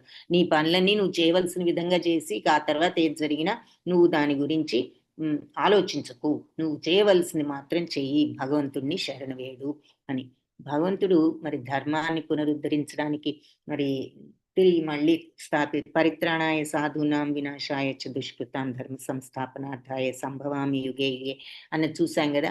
ఆయన భూమి మీద అవతరిస్తారు, పాదాల వద్ద శరణాగతి చేయడమే సర్వోత్తమమైన ధర్మం. ఈ శరణాగతమే చివరికి భగవద్గీతలో కూడా, అందుకే మనకు 18.66 సర్వధర్మాన్ పరిత్యజ్య మామేకం శరణం వ్రజ అది ఇక్కడ చెప్తున్నారు. అన్ని రకాల ధర్మాన్ని వదిలిపెట్టి నన్ను శరణు వేయడంటే, అన్ని రకాల ధర్మాన్ని వదిలిపెట్టంటే ఇంకా అధర్మ మార్గంలో వెళ్ళమని కాదు.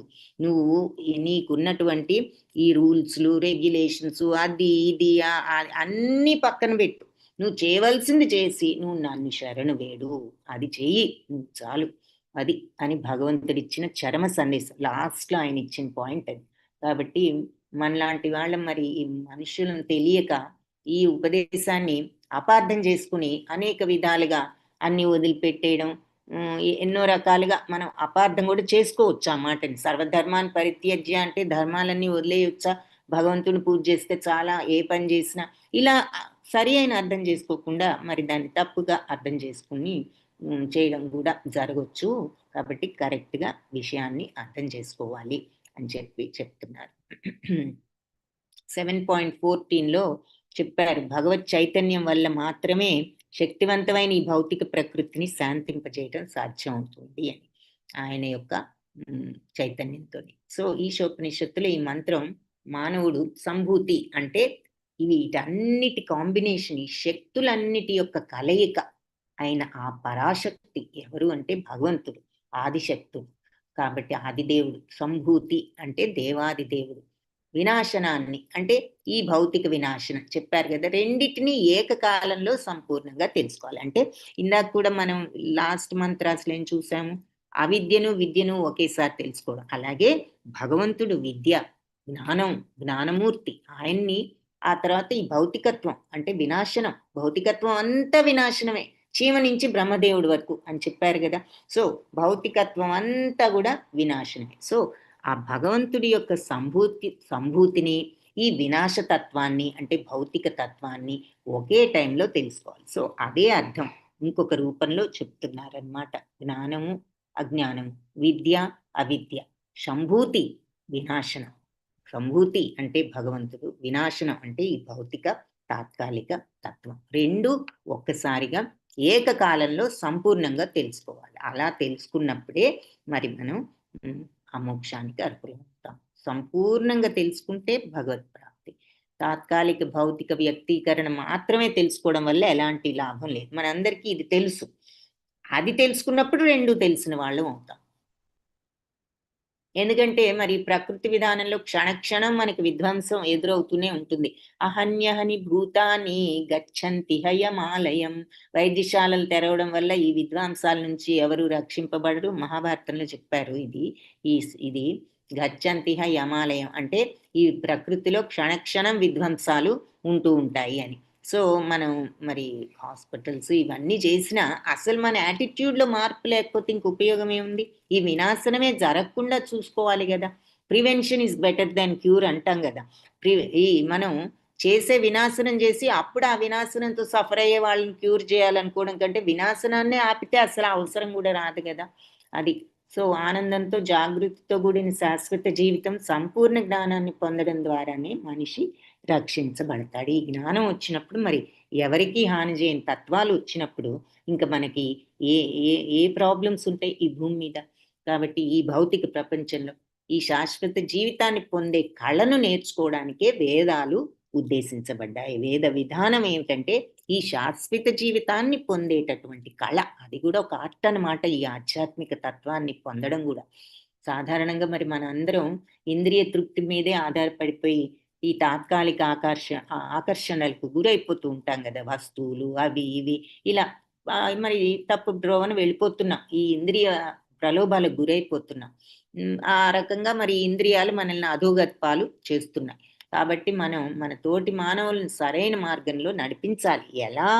ఈ రకంగా మన జీవితాన్ని మనం నడుచుకోవాలి. ఏది మరి యద్యదాచరతి శ్రేష్ఠ తత్తద్దేవేతరో జన సయత్ ప్రమాణం కురుతే లోకస్తదనువర్తతే. యద్యదాచరతి శ్రేష్ఠ, శ్రేష్ఠులు ఏమేమి ఆచరిస్తారో తత్తద్దేవేతరో జనులందరూ కూడా దాన్నే ఫాలో అవుతారు.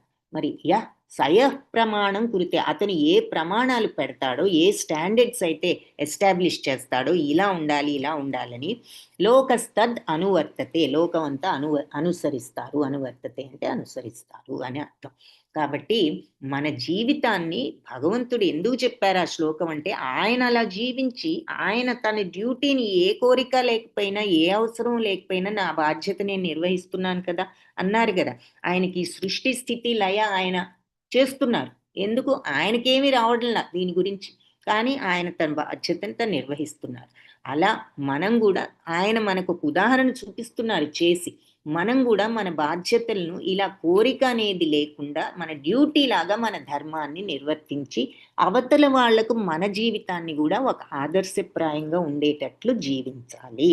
అది ఇక్కడ మనకు ఆ శ్లోకంలో భగవంతుడు చెప్పిన విషయం. అందుకని తోటి మానవులను సరి అయిన మార్గంలో నడిపించాలి అంటే మనం అలా నడిస్తేనే కదా వాళ్ళు చూసి నేర్చుకునేది. మనం మరి ఒక మాట చెప్పి ఇంకొక పని చేశాము అంటే మరి ఉపయోగం ఏముంది? కాబట్టి ఈ మన జీవితాన్ని మనం అందుకే మనస వాచ కర్మ త్రికరణ శుద్ధిగా జీవిస్తూ సరి అయిన ఆలోచనల్నే మాటల్లో పెట్టి మాటల్ని చేతల్లో పెట్టి ఉండాలి.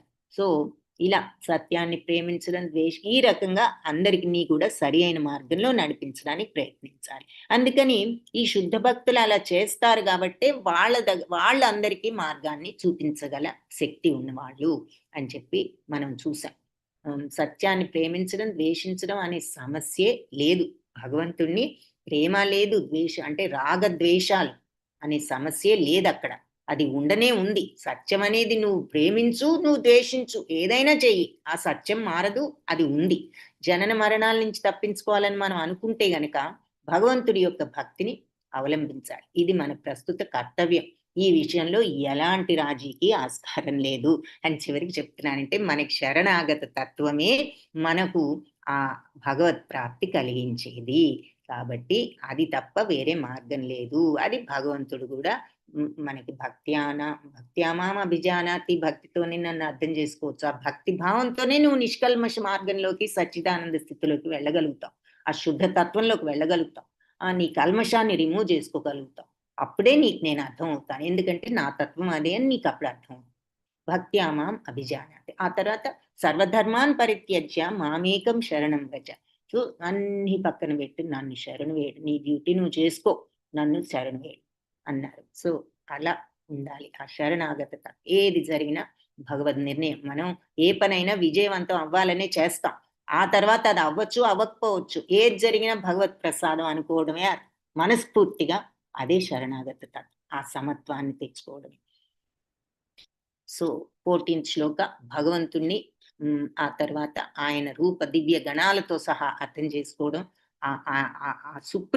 సుప్రీమసీని అర్థం చేసుకోవటం, యాబ్సల్యూట్ ట్రూత్ ని, ఆ పరమ సత్యాన్ని ఈ రకంగా అర్థం చేసుకుని, అలాగే ఈ భౌతిక తత్వాన్ని, ఇందులో ఉన్న మనుష్యులు, జంతువులు, దేవతలు ఎవరైనా ఈ మొత్తం భౌతిక నాశనమయ్యే ఈ భౌతిక తత్వాన్ని, శాశ్వతమైన భగవత్ తత్వాన్ని ఒకేసారి అర్థం చేసుకున్నప్పుడే మనకు ఆధ్యాత్మికతకు అర్హత లభిస్తుంది.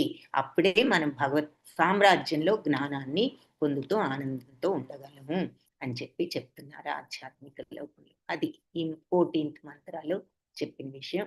15th మంత్ర బ్రీఫ్ గా చూద్దాం. హిరణ్మయేన పాత్రేణ సత్యస్యాపి హితం ముఖం తత్వం పూషన్న పావృణు సత్యధర్మాయ దృష్టయే. సో భగవంతుడిని ఇక్కడ వర్ణిస్తున్నారు. ఇక్కడి నుంచి ప్రార్థన అన్నమాట భగవంతుడిని. ఇప్పటి వరకు భగవంతుడికి మరి ఆ అవిద్యల భేదం, ఆ భేదాలను ఒకేసారి అర్థం చేసుకోగలుగుతూ, అవిద్య ఉంటే ఎక్కడికి ఏం జరుగుతుంది, విద్య ఉన్నప్పుడు ఎలాంటి స్థితి వస్తుంది, ఇవన్నీ చూసాం. చివరికి విద్య అవిద్య అని చూసాము. అలాగే మరి భగవత్ తత్వము, ఈ భౌతిక తత్వము అని ఇంతకు ముందు మరి 14th దాంట్లో డిస్క్రైబ్ చేశారు. ఏది భగవతత్వం, ఆయన లీల గుణాలతో నామాలతో కూడినటువంటి కంప్లీట్ శాశ్వత భగవతత్వం, ఈ అశాశ్వతమైనటువంటి భౌతిక తత్వం. ఈ రెండిటి యొక్క డిఫరెన్స్ తెలుసుకున్నప్పుడే మనం ఆధ్యాత్మిక లోకంలో భగవంతుడి యొక్క దివ్య జ్ఞానంతో అక్కడ ఉండొచ్చు, ఆనందంతో, ఆ సచ్చిత్ ఆనందంతో అన్నది చూసాం. సో ఇప్పుడు ఫైనల్ గా అక్కడ ఆ రకంగా ఎలా మనం ఆ స్టేజ్కి వెళ్ళొచ్చు అనేది చెప్పారు. ఇప్పుడు భగవంతుణ్ణి, ఆయన్ని వర్ణిస్తూ, ఆయన్ని ప్రే చేస్తూ మనం ప్రార్థించాలి. మరి శరణాగత తత్వం అన్నారు కదా, అసలు భగవంతుణ్ణి ఏమని ప్రార్థిస్తాము ఏమిటి అన్నది ఈ లాస్ట్ ఫ్యూ మంత్రాస్ లో చెప్పారు. 15 నుంచి 18 వరకు సుమారుగా. హిరణ్మయేన పాత్రేణ, బంగారు కాంతి, హిరణ్మయేన అంటే బంగారు కాంతి గల, పాత్రేణ ప్రకాశవంతమైన ఆచ్ఛాదన అన్నమాట. పాత్రేణ అంటే ఇక్కడ పాత్ర అని కాదు, అది ఆ బంగారుమయం తో కూడుకున్నటువంటి అని. సత్యస్య అంటే పరమ సత్యం యొక్క, అంటే భగవంతుడు మరి పరమ సత్యం అంటూ ఆయన రిఫర్ చేస్తున్నాం కదా, ఓం తత్ సత్ అని అంటారు అని మనం 17th చాప్టర్లో కూడా. సత్యం అంటే ఇక వేరే ఏం లేదు, భగవంతుడే పరమ సత్యం. అంటే శాశ్వతుడు, మరి మార్పు లేనివాడు, కాబట్టే ఆయన పరమ సత్యం. సో ఆ పరమ సత్యస్య అపిహితం, ఆయన ఈ ఈ సత్యం కప్పబడిందనమాట. ఈ బంగారు కాంతి గల ప్రకాశంతో ఈ సత్యం కప్పబడిందట. ఏది? ఆయన ముఖం. ఆయన ముఖం ఈ బంగారు కాంతి ఉన్న ఈ ప్రకాశత్వంతో ఆయన ముఖం కప్పివేయబడింది. ఆ బ్రైట్నెస్ తో ఆయన ముఖం కప్పివేయబడ్డది. తత్వం పూషన్న పావృను.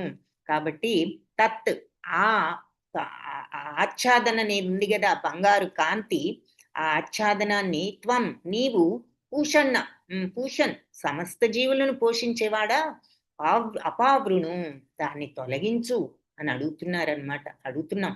సత్యధర్మాయ అంటే శుద్ధ భక్తుడికి, సత్యవంతుడికి దృష్టయే నీ సత్వరూపాన్ని చూపించడానికి నీ బంగారు ఆచ్ఛాదనను తొలగించు భగవాన్ అని ప్రార్థిస్తున్నాం అన్నమాట. పూషన్ సమస్త జీవులను పోషించే ఆ పరమ సత్యమైన భగవంతుడా, నీ యొక్క ఆ హిరణ్మయేణ పాత్రేణ ఆ బంగారు ప్రకాశాన్ని, నీ ముఖాన్ని కవర్ చేసేటటువంటి ఆచ్ఛాదన చేస్తున్న ఆ ప్రకాశత్వాన్ని కొంచెం తొలగించు భగవాన్. ఎందుకు అంటే నీ భక్తుడికి నీ యొక్క సత్వరూపాన్ని చూపించడానికి, నీ సత్యస్వరూపాన్ని చూపించడానికి, నీ నిజస్వరూపాన్ని చూపించడానికి ఆ బంగారు ఆచ్ఛాదనను తొలగించు దేవా అని ఈ ప్రార్థన. సమస్త జీవులను పోషించే ఓ దేవాది దేవా, నీ నిజమైన ముఖం నీ ప్రకాశమానమైన తేజస్సుతో కప్పబడింది. దయచేసి ఆ పొరను తొలగించి నీ భక్తుడికి నీ దర్శనాన్ని కలిగించు అని చెప్పి ఈ శ్లోకం ప్రార్థన.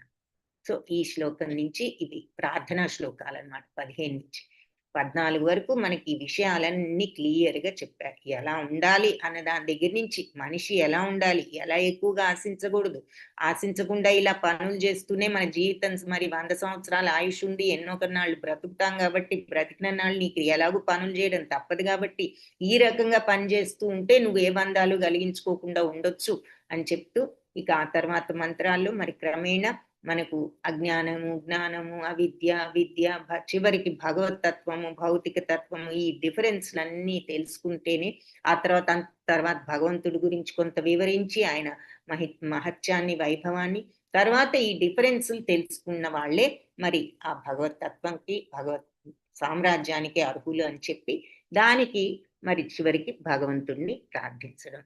మరి నీ యొక్క ఆ రూపాన్ని నాకు చూపించు, నీ యొక్క ఆ ప్రకాశమానమైన తేజస్సును ఒక్కసారి మా కోసం నువ్వు కొంచెం పక్కకు తొలగించి నీ దర్శనాన్ని ఇవ్వు అని చెప్పి ఈ మంత్రం 15వ మంత్రం చెప్తోంది. ఆయన సాకార స్వరూపం అంటే ఆ జ్యోతి. అది మరి అటెండెన్స్ అందరూ ఒకసారి తీసుకోండి. ఇప్పుడే ఈ క్లాస్ క్లోజ్ చేసేలోపు ఎవరైనా అటెండెన్స్ తీసుకొని వాళ్ళు ఉంటే చెప్తే నేను మళ్ళీ పోస్ట్ చేస్తాను. మేము ఉన్నాం మాతాజీ. ఓ ఉన్నారు మాకు నేను పొరపాటు పడ్డా. శనివారం క్లాస్, శనివారం అమ్మా, శనివారం. ఓకే ఓకే, అదే అది యూజువల్ గా ప్రభుజీ సాటర్డే తీసుకుంటున్నారు, ఆయన ఫీల్ కాదు. సరే హరే కృష్ణ. హరే కృష్ణ ప్రభుజీ. సో ఇక్కడ ఆల్మోస్ట్ ఇక క్లోజ్ చేద్దాం. భగవద్గీత 14.27 లో కూడా భగవంతుడు తన స్వాకార స్వరూపం యొక్క జ్యోతిని అంటే ప్రకాశమైన తేజస్సుని భగవద్గీతలో ఏం చెప్పారు? బ్రహ్మణో హి ప్రతిష్టాహం అమృతస్య అవ్యయస్య చ శాశ్వతస్య చ ధర్మస్య సుఖస్యైకాంతికస్య చ. సో ఈ బ్రహ్మం అంటే బ్రహ్మాన్ని గురించి వర్ణిస్తారు 14th చాప్టర్ లో. సత్వరజ స్తమో గుణాలు కదా, గుణత్రయ విభాగ యోగంలో అన్ని వర్ణించిన తర్వాత ఏం చెప్తారు? సత్వగుణంలో కూడా మరి కొన్ని బంధాలు కలిగించే లక్షణాలు ఉన్నాయి. ఏది? నేను చేస్తున్నాను, నేను మంచివాడిని, నేను ఏదో మంచి మార్గంలో ఉన్నాను, నేను ఏదో చక్కగా ఉండాల్సిన పద్ధతిలో ఉంటున్నాను అంటూ తెలియని ఒక చిన్న అహంకార పొర ఎక్కడో ఉందన్నమాట. అది కూడా లేకుండా సహజ సిద్ధంగా నువ్వు నీలో ఆ సహజమైనటువంటి మంచితనం, ఆ నిష్కల్మషత్వం ఆటోమేటిక్ గా రావాలి. అప్పుడే శుద్ధ సత్వం అవుతుంది. నేనేదో మంచి పని, నేనంత పుణ్యంలో ఉన్నాను అనే ఫీలింగ్ కూడా ఉండకుండా ఉన్నప్పుడు, సో అది శుద్ధ సత్వం. సో అప్పుడు బ్రహ్మ స్థితికి వస్తారు. ఆ శుద్ధ సత్వంలోకి వచ్చినప్పుడు అని అంతకుముందు శ్లోకంలో ఉంటుంది. చెప్పి ఆ బ్రహ్మం అంటే ఏమిటి అన్నది ఇక్కడ చెప్తారనమాట. ఆ బ్రహ్మస్థితికి వస్తారు వాళ్ళు అంటే ఆ బ్రహ్మణోహి ప్రతిష్ఠహం, బ్రహ్మంలో హం నేనే ప్రతిష్ఠుడనై ఉన్నాను అంటున్నారు. అది ఎలాంటి బ్రహ్మం అంట? అమృతస్య అవ్యయస్య చ, అమృతతుల్యం అవ్యయం నాశనం లేనిది, శాశ్వతస్య చ శాశ్వతమైనది, ధర్మస్య అత్యంత ధర్మానికి పరాకాష్ట, సుఖస్యై ఇక దానిని మించిన సుఖము ఆనందము ఎక్కడా కూడా లేదు, కాంతికస్య చ అంటే అంత ప్రకాశవంతమైనది, అది ఆ బ్రహ్మతత్వం, ఆ భగవతత్వం, అందులో నేనే ప్రతిష్ఠుడనై ఉన్నాను. ఆ బ్రహ్మము అని అంటే అది నేనే. అది ఎలా ఉంటుందంటే ఇలా ఉంటుంది, అమృత తుల్యం అవ్యయం శాశ్వతం, ధర్మానికి పరాకాష్ట, సుఖానికి పరాకాష్ట, కాంతివంతము, ప్రకాశవంతము అని చెప్తారు. అమరం అనశ్వరం శాశ్వతం, పరమానందానికి సహజ స్థితి ఏమిటి? మన ఆత్మ సహజ స్థితి. మన ఆత్మ ఎవరు? మన సహజంగా సచ్చిదానందమూర్తులం. ఎందుకు? ఆత్మ అదే కాబట్టి అది మన సహజ స్థితి. అందుకే మనందరం ఆనందం వైపు పరిగెడుతూ ఉంటాం, ఆనందం కావాలి కావాలి అని. ఎందుకంటే మన సహజ స్థితే సచ్చిదానందం కాబట్టి. అయితే దురదృష్టవశాత్తు ఆనందం వైపు కాకుండా తెలియక భౌతికత్వంలో ఆనందాన్ని వెతుక్కుంటున్నాం. కానీ ప్రతి ఒక్కళ్ళకి ఆనందం కావాలి అనే ఫీలింగ్ ఎందుకంటే సహజ ఆనందం మన యొక్క స్వరూపం కాబట్టి పరమానందానికి సహజ స్థితి అయిన ఏది ఇదంతా, ఈ పరమానంద సహజ స్థితి కూడా భగవతత్వం అదే. అందుకే ఆ బ్రహ్మానికి నేనే మూలాధారాన్ని అని చెప్తున్నారు. అది పరమానందానికి సహజ స్థితి, అమరమైనది, అనశ్వరం అంటే నాశనం లేనిది, శాశ్వతమైనది, పరమానందానికి సహజ స్థితి, ఆ బ్రహ్మంలో ఉన్నది నేనే అని చెప్పారనమాట భగవద్గీతలో కూడా. సో ఆ ప్రకాశం సుఖస్య కాంతికస్య చ అన్నారు కదా. సో ఇక్కడ బ్రహ్మం, పరమాత్మ, భగవంతుడు అంటూ 3 రకాలుగా భగవంతుని పరమ సత్యాన్ని, ఆయనకి 3 అంశాలు ఉన్నాయి. అది ఆ రకంగా ఆరాధిస్తారని భాగవతంలో కూడా మనం చూస్తాం. బ్రహ్మేతి పరమాత్మేతి అని భగవదాని. సో ఆరంభకుడు కూడా సులభంగా చూడగల అంశం అంటే బ్రహ్మం అనేది ఫస్ట్ స్టేజ్ అంటున్నారు అనమాట ఇక్కడ, బ్రహ్మతత్వం. తర్వాత ఇంకొంచెం ప్రోగ్రెస్ అయ్యామంటే అందరిలో పరమాత్మను చూసి స్టేజ్కి వెళ్తాం. ఆ తర్వాత భగవత్ సాక్షాత్కారం, కంప్లీట్గా భగవంతుణ్ణి పొందగలిగిన స్థితి. సో అందుకే మరి అందరిలో పరమాత్మను చూసే శుద్ధ భక్తుడికి ఆ అర్హత ఉంటుంది అని చెప్పేది. ఎందుకంటే నెక్స్ట్ భగవత్ సాక్షాత్కారం అంటే భగవంతుణ్ణి ఎక్స్పీరియన్స్, ఆయన నుంచి ఆ ప్రతిస్పందన అతను తెలుసుకోగలగటమే భగవత్ సాక్షాత్కారం. ఆ రియాక్షన్, మరి లైట్ బల్బ్ వెలిగినప్పుడేగా కనెక్షన్ కరెక్ట్గా పెడతాం. కరెక్ట్గా కనెక్షన్ ఎప్పుడు పెట్టినట్లు అవుతుంది? కనెక్షన్ కరెక్ట్ అని ఎలా తెలుస్తుంది? బల్బ్ వెలిగితే తెలుస్తుంది కదా. అలాగే మన యొక్క ఆ శుద్ధ భక్తి స్టేజ్ పర్ఫెక్షన్లోకి వెళ్ళినప్పుడు మనకు భగవంతుడి నుంచి ఆ జ్ఞానం, ఆ జ్ఞానోదయం కలిగి ఆయన నుంచి వస్తుంది కాబట్టి ఆ జ్ఞానం మనకు ఆ రియాక్షన్ వెంటనే అర్థమయ్యి అప్పుడు మనకి ఈ జ్ఞానము అవిద్య రెండు కూడా ఒక్కసారిగా తెలిసే స్టేజ్ అనమాట అది. సో అది భగవత్ సాక్షాత్కారం, పరమ సత్యం యొక్క పరమతత్వం. సో భగవానుడు భగవద్గీత 7.7లో ఏం చెప్పారు? నేనే పరమ సత్యం యొక్క చరమాంశం, మత్తా పరతరం నాణ్య కించిదస్తి ధనంజయ అంటారు. నాకంటే నాణ్యమైనది ఈ ప్రపంచంలో ఇంకేది లేదు. ఏమిటి భగవంతుడిలా గొప్పలు చెప్పుకుంటున్నారని మనకు ఒక డౌట్ వస్తే ఆయన చెప్తేనే కదా మనకు తెలిసేది. చెప్పకపోతే మరి విషయం ఎలా తెలుస్తుంది? మనకి తెలుసుగా భగవంతుడు గొప్ప అని అనుకుంటాం. మరి మనకి ఎలా తెలిసిందంటే మన పెద్దవాళ్ళు చెప్పబట్టి తెలిసింది, వాళ్ళ పెద్దవాళ్ళు చెప్పబట్టి తెలిసింది. సో ఇలా మొదట్లో ఎవరో చెప్పబట్టే కదా, భగవంతుడు చెప్పబట్టే ఈ మాత్రం బేసిక్ నాలెడ్జ్ మన వరకు వచ్చింది. సో ఆయన చెప్పడానికి కారణం అది. సో మత్తాపరతరం నాణ్యత్ కించిదస్తి ధనంజయ, నాకంటే నాణ్యమైనది ఈ ప్రపంచంలో ఏదీ లేదు. మరి సూత్రే మణిగణ ఇవ అంటారు. ఒక దారం గనక మరి ముత్యాలన్నిటినీ, అవి దారం లేకపోతే చెల్లా చెదురు అయిపోతాయి కదా. మరి ఆ దారం ఉండబట్టి అన్ని చక్కటి అందమైన హారంగా ఉన్నాయి. అలాగే మరి భగవంతుడి శక్తి ఉండబట్టే ఈ ప్లానెట్స్ అన్ని అంత కరెక్ట్ గా, మరి సూర్యుడి చుట్టూ తిరగడం ఏంటి, ఈ 14 లోకాలు ఏంటి, అనంత విశ్వం ఏంటి, విశ్వాలు ఏమిటి, అన్ని పర్ఫెక్ట్ గా ఎవ్రీ సెకండ్ నానో సెకండ్ పనిచేస్తున్నాయంటే మరి ఎవరి శక్తి ద్వారా? మనం తింటున్నాము, కూర్చుంటున్నాం, పని చేస్తున్నాం, నిద్రపోతున్నాం, లేవడం చేస్తున్నాం. కానీ మన లోపల ఎంత కెమిస్ట్రీ జరుగుతోంది ఈ బాడీలో, తిన్న ఆహారం అంతా మరి టైంకి డైజెస్ట్ అవటం, మరి వేస్ట్ అంతా బయటికి వెళ్ళడం, ఆ తర్వాత ఉన్నదాన్ని దానిలో ఉన్న పోషక పదార్థాలు వెంటనే మరి బ్లడ్ రూపంలో ప్రతి ఆర్గన్లోకి కూడా ఎన్నో నర్వస్ సిస్టమ్, ఎన్ని నర్వ్స్ ఉన్నాయి మన బాడీలో, మరి అవన్నీ పర్ఫెక్ట్గా తీసుకువెళ్ళడం. ఆ తర్వాత అదే కాకుండా ఆహారం బ్రెయిన్కి కూడా దాని ఎఫెక్ట్ ఉంటుందని కూడా చెప్తారు కదా. సో ఇవన్నీ ఇంత పర్ఫెక్ట్గా పనిచేస్తున్నాయి అంటే మరి ఎవరు ఈ విశ్వాన్ని మన కళ్ళ ముందు ఉన్నదాన్ని వదిలేయండి, మనలో ఎంత కెమిస్ట్రీ జరుగుతుంది మనకు తెలియకుండా మన బాడీలో. మరి ఇవన్నీ మనం ఆలోచిస్తే చాలా అద్భుతంగా అనిపిస్తుంది కదా. మనం తీసుకునే ఆహారం ఏ రకంగా మనకి మన జీవితానికి ఇలా శక్తిని కలిగిస్తుంది. ప్రతి ఆర్గన్ కెమిస్ట్రీ ఎంత ఉంది బాడీలో, మన బాడీ అయినా ప్రతి జీవి దాన్ని చూస్తే అమీబా, మరి కళ్ళు లేవు ఏమీ లేవు అయినా మరి అమీబా దాని యొక్క జీవనం సాగిస్తోంది. సో ఇవన్నీ కూడా పువ్వు పూస్తోందన్నా కాయ కాస్తోందన్నా ప్రతి దాంట్లో మరి భగవత్ శక్తి మనకు గోచరిస్తూ ఉంటుంది. సో అది ఇక్కడ చెప్తున్నారనమాట. మత్తా పరతరం నాణ్యం కించిదస్తి ధనంజయ అంటూ. సో భగవంతుడు బ్రహ్మజ్యోతికి కాబట్టే ఆయన బ్రహ్మజ్యోతికి కూడా నేనే అందులో ఉన్నది అని చెప్పి చెప్తున్నారు. బ్రహ్మణో హి ప్రతిష్ఠ అని. తర్వాత భగవద్గీత 10.42లో కూడా అథవా బహునైతేన కిం జ్ఞాతేన తవ అర్జున విష్టభ్యాహమిదం కృత్స్నం ఏకాంశేన స్థితో జగత్. ఇన్ని రకాలుగా అసలు నేను నీ వైభవాన్ని చెప్పు, ఎంత విన్నా నాకు తనివి తీరడం లేదు, నిన్ను ఎక్కడెక్కడ ఏ ఏ రూపాల్లో చూడాలని అడిగితే కదా విశ్వరూపం చూపించి చివరికి విభూతులన్నీ వివరించి చివరికి ఏం చెప్తారు, ఇన్ని రకాలంటే మరి అందులో నేను ఇందులో నేను అన్ని, నువ్వు ఎక్కడ ఏ శక్తి చూసినా అది నేనే అని చెప్పి, ఐశ్వర్యవంతమైనవి సుందరమైనవి ఏదైనా నేనే అని చెప్పి ఇన్ని రకాలుగా నీకు చెప్పాల్సిన అవసరం ఏముంది ఇన్ని ఎగ్జాంపుల్స్తో. నేను ఒక చిన్న మరి అంశతోనే ఈ విశ్వం అంతా కూడా వ్యాపించి పోషిస్తున్నాను అని చెప్పి ఇంత డీటెయిల్డ్ ఎక్స్ప్లెనేషన్ కూడా ఇక నీకు అనవసరం. అది గుర్తుంచుకో, నా చిన్న అంశతోనే నేను సమస్త విశ్వాన్ని కూడా వ్యాపించి పోషిస్తున్నాను.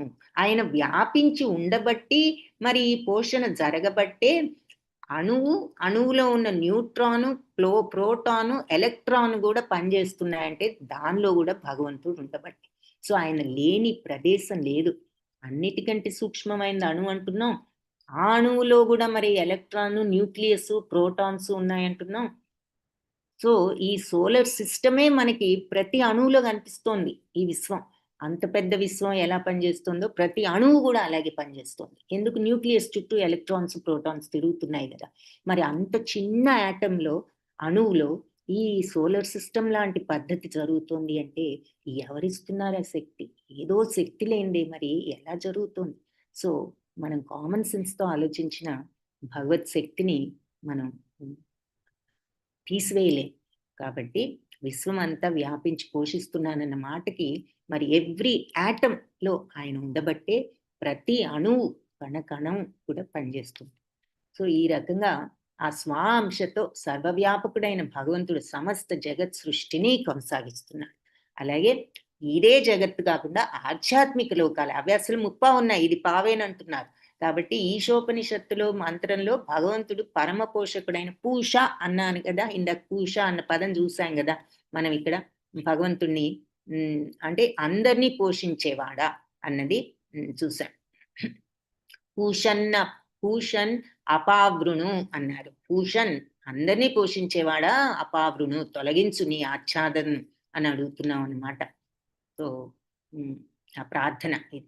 సో భగవంతుడు మరి ఎప్పుడు ఆయన ఆనందమూర్తి, సచ్చిదానందమూర్తి, ఆనందమయోభ్యాసాత్ అంటున్నారు. 5000 సంవత్సరాల క్రిందట ఆయన బృందావనంలో అవతరించినప్పుడు బాల్యలీలల ప్రారంభ దశ నుంచి ఆయన దివ్యానందంలోనే మునిగి ఉన్నాడు. అఘాసురుడు, బకాసురుడు, పూతన, ప్రళంబాసురుడు వీళ్ళందరినీ చంపడం ఆయనకి ఒక వినోద కృత్యాలంటే ఏదో మనుషుల్ని, జీవుల్ని చంపడం ఆయనకు ఆనందం అని కాదు. ఆయన డ్యూటీ ఆ టైంలో ఆ రాక్షసుల్ని చంపడం. ఆయన అన్ని కూడా సచ్చిదానంద స్టేజ్లోనే చేశారు అని చెప్తున్నారు. బృందావన గ్రామంలో మరి తన తల్లితో, అన్నతో, స్నేహితులతో అందరితో ఆయన ఆనందాన్ని అనుభవించారు.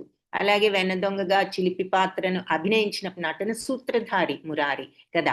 ఆయన అభినయించినప్పుడు ఆ దొంగతనం వల్ల అనుచరులందరూ దివ్యానందాన్ని అనుభవించారు. మరి వెన్నదొంగగా భగవంతుడు తన భక్తులకు ఆనందాన్ని కలిగించాడు. అంటే ఆయన చిన్న కృష్ణుడు చిలిపి చేష్టలతో, మరి పిల్లలు ఏదైనా చిలిపితనం చేసినా మనకి ఎలా ఉంటుంది, మనం వాళ్ళ మీద పూర్తిగా కోపం చూపించం. వాళ్ళు ఏది చేసినా మనకి చూడడానికి ముచ్చటగానే ఉంటుంది కదా, అది అది చెప్తున్నారు. అలా ఆ ఆనందాన్ని కలిగించాడు. అంటే వాళ్ళని ఎంటర్టైన్ చేయటానికి, వాళ్ళకు ఆనందం కలిగించడానికి చిన్న బాలుడుగా చేసింది. మనం దొంగతనము చోరత్వం అని నిందించేది కాదు. కొంతమంది తెలియక ఆ చిన్నప్పుడు కృష్ణుడు దొంగిలించాడు ఇటువంటివన్నీ అంటూ ఉంటారు. అక్కడ భావాన్ని చూడాలి, అక్కడ పరిస్థితిని చూడాలి, ఏ ఉద్దేశంతో చేశామన్నది చూడాలి. భగవంతుడు ఎప్పుడు భావప్రియుడు. సో మనం ఏ మెంటాలిటీతో చేస్తున్నాం, ఏ ఆలోచనతో చేస్తున్నాం, అక్కడ తన తల్లికి, తన స్నేహితులకి, తన సోదరులకి ఆ చిలిపితనంతా ఆయన ఆనందం కోసం చేసింది, కానీ ఆయనకి లేక చేసింది కాదు కదా. సో అది. సో బృందావనంలో చేసిన లీలలన్నీ కూడా తన అనుచరుల సంతోషం కోసం చేశాడు. పరమ సత్యాన్ని కనుక్కోవడానికి ఈ శుష్కతరాన్ని అవలంబించే వారిని ఇలా అలాంటి వాళ్ళని కూడా ఆకర్షించడానికే భగవంతుడి ఈ లీలలను ప్రదర్శించాడు. ఎంతో మంది అందుకే కృష్ణ లీలల పట్ల చాలా మంది ఆకర్షితులు అవుతారు. ఎందుకంటే ఆ లీలలంతా మధురంగా ఉంటాయి కాబట్టి అందుకని భగవంతుడు ఈ లీలల్ని ప్రదర్శించారు. భగవంతుడు నిజంగా మరి విన్నప్పుడు, చూసినప్పుడు గాని, శ్రవణం చేసినప్పుడు గాని నిజంగా ఎవరికైనా కూడా అది ఆనందాన్ని కలిగిస్తుంది. కాబట్టి ఆయన ఆటపాటల్లో స్నేహితులైన గోపబాలులకు సంబంధించిన బాల్య క్రీడలను గురించి భాగవతం దశమ స్కందం మరి కృష్ణ అవతారం గురించి. కాబట్టి సుఖదేవ మహాముని ఏం వర్ణించారంటే ఆయన బాల్య క్రీడల్ని, ఇద్ధం సతాం బ్రహ్మ సుఖానుభూత్య దాస్యం గతానాం పరదైవతేన మాయాశ్రితానాం నరదారకేణ సాకం విజహ్రు కృత పుణ్యపుంజాః. జ్ఞానుల చేత బ్రహ్మానందంగా దర్శించబడ్డవాడు, దాస్యభావంతో ఉన్న భక్తుల చే దేవాది దేవుడుగా ఆరాధించబడేవాడు, లౌకికుల చేత సామాన్య మానవుడుగా భావించబడేవాడు. చూడండి ఎవరు ఏ రకంగా భగవంతుని చూస్తారో చెప్తున్నారు ఇక్కడ. ఇటువంటి వాడైనదే అంటే మామూలు వాళ్ళు ఆయన మనిషి అనుకున్న వాళ్ళు ఉన్నారు. అలాంటి వాడు అయిన దేవాది దేవుడు భగవంతుడే. కానీ జ్ఞానులేమో బ్రహ్మానందంతో దర్శిస్తున్నారు, దాస్యభావంతో ఉన్న వాళ్ళు దేవాది దేవుడిగా ఆయన ఆరాధిస్తున్నారు భక్తులు. అలాగే మామూలు వాళ్ళు సామాన్య మానవుడు అనుకుంటున్నారు. అటువంటి దేవాది దేవుడు అనేక పుణ్యకార్యాలు ఆచరించిన తరువాత తన సహచర్యాన్ని పొందిన గోపబాలకులతో క్రీడించాడు. సో గోపబాలురు ఎవరు? ఎన్నో పుణ్యాలు చేసిన మహర్షులు. వాళ్ళంతా వాళ్ళ పుణ్యం వల్ల ఆయనకు స్నేహితులుగా గోపబాలురుగా జన్మించడం జరిగింది కృష్ణావతారం టైంలో.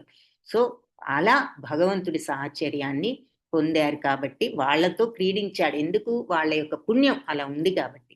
ఈ విధంగా భగవంతుడు తన నిత్య అనుచరులతో శాంత, దాస్య, సఖ్య, వాత్సల్య, మాధుర్యాది భావాలతో ప్రేమపూరితమైన లీలల్లో నిమగ్నం అయ్యారు అని చెప్తున్నారు. సో శాంత భావం, అలాగే దాస్యభావం హనుమంతుడు, సఖ్యభావం మరి అర్జునుడు, వీళ్ళందరూ వాత్సల్య భావం యశోద, మాధుర్య భావం గోపికలు.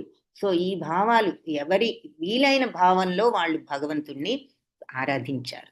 సో అలా ఈ ప్రేమపూరిత లీలల్లో ఆయన నిమగ్నుడయ్యాడు అని చెప్తూ బృందావన ధామాన్ని ఎప్పుడు విడిచిపెట్టడని చెప్పారు. కాబట్టి ఈ సృష్టి వ్యవహారాలను ఆయన ఎలా నిర్వహిస్తున్నాడు అని ఎవరైనా ప్రశ్నించవచ్చు. దీనికి సమాధానం మనకి భగవద్గీతలో 13.14 నుంచి 18 శ్లోకాస్లో ఉన్నది అంటున్నారు. ఏమని? భగవంతుడు తన పురుషావతారం అనే సంపూర్ణాంశంతో సర్వ భౌతిక ప్రపంచంలోనూ వ్యాపించి ఉంటాడు. భగవంతుడికి భౌతిక సృష్టి స్థితి లయలతో స్వయంగా ఎలాంటి సంబంధం లేకపోయినప్పటికీ పరమాత్మ అనబడే తన సంపూర్ణ అంశతో ఆయన ఈ కార్యాలన్నీ కూడా చేయిస్తారు. ప్రతి జీవిని ఆత్మ లేక జీవాత్మ అంటాం. ఈ జీవాత్మను నియమించే ప్రధానమైన ఆత్మ ఎవరంటే పరమాత్మ అని మళ్ళీ ఇక్కడ ఆయన ఎలా చేస్తారు అంటే ఆయన పురుషావతారం. మరి పురుషావతారాలు ఏమిటి? మనం గోలోక చాట్లో చూసాం కదా. కారణోదక సాయి విష్ణు ఆయన కారణ సముద్రంలో ఉంటూ ఈ ప్రపంచాలన్నీ సృష్టిస్తూ ఆయన ఊపిరి తీసుకున్నప్పుడు లయమైపోతున్నాయి, ఊపిరి వదిలినప్పుడు క్రియేట్ అవుతున్నాయి. అప్పుడు అందులో మళ్ళీ గర్భోదక సముద్రంలో గర్భోదక సాయి విష్ణువుగా ఈ 14 లోకాలని సృష్టించడం, ఆ 14 లోకాల్లో క్షీరోదక సాయి విష్ణువుగా ఉంటూ అందరిలోనూ ప్రవేశించడం అందరి హృదయాల్లో ఇవన్నీ కూడా పురుషావతారాలు అన్నమాట. అలా ఆయన తన యొక్క ఫామ్ ని విస్తరింపజేసుకుని అన్ని చోట్ల ఉంటున్నారు అని చెప్తున్నారు. భగవత్ సాక్షాత్కార విధానం కూడా ఒక గొప్ప శాస్త్రం. మరి అంతే కదా, అంతటి భగవత్ సామ్రాజ్యాన్ని పొందడం మామూలా? అది ఒక పెద్ద శాస్త్రం. ఏ చిన్న పని చేయాలన్నా మనకు ఒక ప్లాన్ ఉండాలి. పెద్ద పని అయినా చిన్న పని అయినా ప్లాన్ లేనిది సక్సెస్ అవ్వదు. ఏముందిలే అనుకుంటాం చిన్న పని, అది కూడా మనం ఒక ప్లాన్ ప్రకారం చేస్తేనే కరెక్ట్ గా చేయగలుగుతాం. అలాంటిది భగవత్ సామ్రాజ్యాన్ని పొందాలంటే ఎంత కరెక్ట్ గా అయిన మార్గంలో వెళ్ళాలి, అది ఒక శాస్త్రం అంటున్నారు. కాబట్టి ఈ భగవంతుని గురించిన స్వల్ప జ్ఞానం ఉన్నట్లయితే ఈ భౌతిక సృష్టికి సంబంధించిన 24 తత్వాలను పరిశోధించి ఈ మామూలుగా ఎవరైనా విశ్లేషణ చెయ్యొచ్చు. ఏది 24 క్షేత్రం గురించి చెప్పారు కదా, క్షేత్రజ్ఞ యోగంలో. ఏది ఇవన్నీ కూడా 24 తత్వాలు. ఏది మన ఇంద్రియాలు, కర్మేంద్రియాలు, జ్ఞానేంద్రియాలు, ఇంద్రియ ప్రలోభాలు కలిగించే ఇంద్రియ గ్రాహ్య విషయాలు, ఇవన్నీను. మరి అయితే మరి అయినా కూడా మేబీ బ్రహ్మజ్యోతి వరకు వెళ్ళగలుగుతారేమో కానీ సంపూర్ణ సత్యాన్ని తెలుసుకోవాలంటే 24 తత్వాలు మిరుమిట్లు కలిపే తేజస్సుకు అతీతంగా ఉన్న చోట మన దృష్టిని పెట్టాలి. ఈ తత్వాలు ఈ ప్రకాశవంతమైన ఆ భగవత్ ప్రకాశ స్టేజ్ కంటే దాటి ఆయన యొక్క రూపం దగ్గరికి చేరాలి అంటే మరి ఈ కవరింగ్ అంతా తొలగించాలి. ఆ హిరణ్మయ పాత్రేణ అన్నారు కదా. సో ఈశోపనిషత్తు ప్రకాశమాన ఛాదనమైన హిరణ్మయ పాత్రను తొలగించమని ప్రార్థన చేస్తూ ఈ విషయాన్ని సూచిస్తోంది. అంటే ఈ ఆచ్ఛాదన తొలగించినప్పుడే ఎవరైనా భగవంతుడి యొక్క ముఖార విందాన్ని యథావిధంగా చూడడం కానీ సత్యాన్ని దర్శించడం కానీ సంభవిస్తుంది అని చెప్తున్నారు. సో విష్ణుతత్వం అని చెప్పబడే ఈ పురుషావతారాల్లో పరమాత్మ కూడా ఒక అంశం. ఈ విష్ణుతత్వమే అంటే బ్రహ్మ విష్ణు మహేశ్వరుల్లో 3 ప్రధాన దైవాల్లో విష్ణుతత్వం ఒకటి. అదే క్షీరోదక సాయి విష్ణు అని పిలువబడుతుంది. సో ప్రతి జీవి యందు గల సర్వవ్యాపక పరమాత్మ విశ్వంలో 2వ విష్ణుతత్వం. సర్వజీవుల్లో ఉన్న గర్భోదక సాయి విష్ణు ఇందాక చెప్పుకున్నాం కదా. ఆ తర్వాత ఈ రెండిటికి అతీతమైన ఇంకా సుప్రీం విష్ణు ఏది అంటే కారణోదక సాయి విష్ణు. కారణ సముద్రంలో ఆయన ఉంటూ సర్వ విశ్వాలని సృష్టిస్తున్నాడు. మన ఈ సృష్టికి సంబంధించిన 24 తత్వాలను మనం జయిస్తే ఈ విష్ణు తత్వాలను తెలుసుకోమని యోగ విధానం విద్యార్థికి బోధిస్తుంది. సో ఈ విష్ణు తత్వాలు తెలుసుకోవడానికి మనం 24 తత్వాలను గనక జయించినట్లయితే అంటే ఇంద్రియాతీత స్థితికి వెళ్ళగలిగితే ఇక భగవంతుడు దివ్య రూపం నుంచి వెలిగొండే వచ్చేటటువంటి ప్రకాశమానమైన తేజస్సు ఉంది కదా, దీన్ని అనుభవించడానికి ఇది తోడ్పడుతుంది.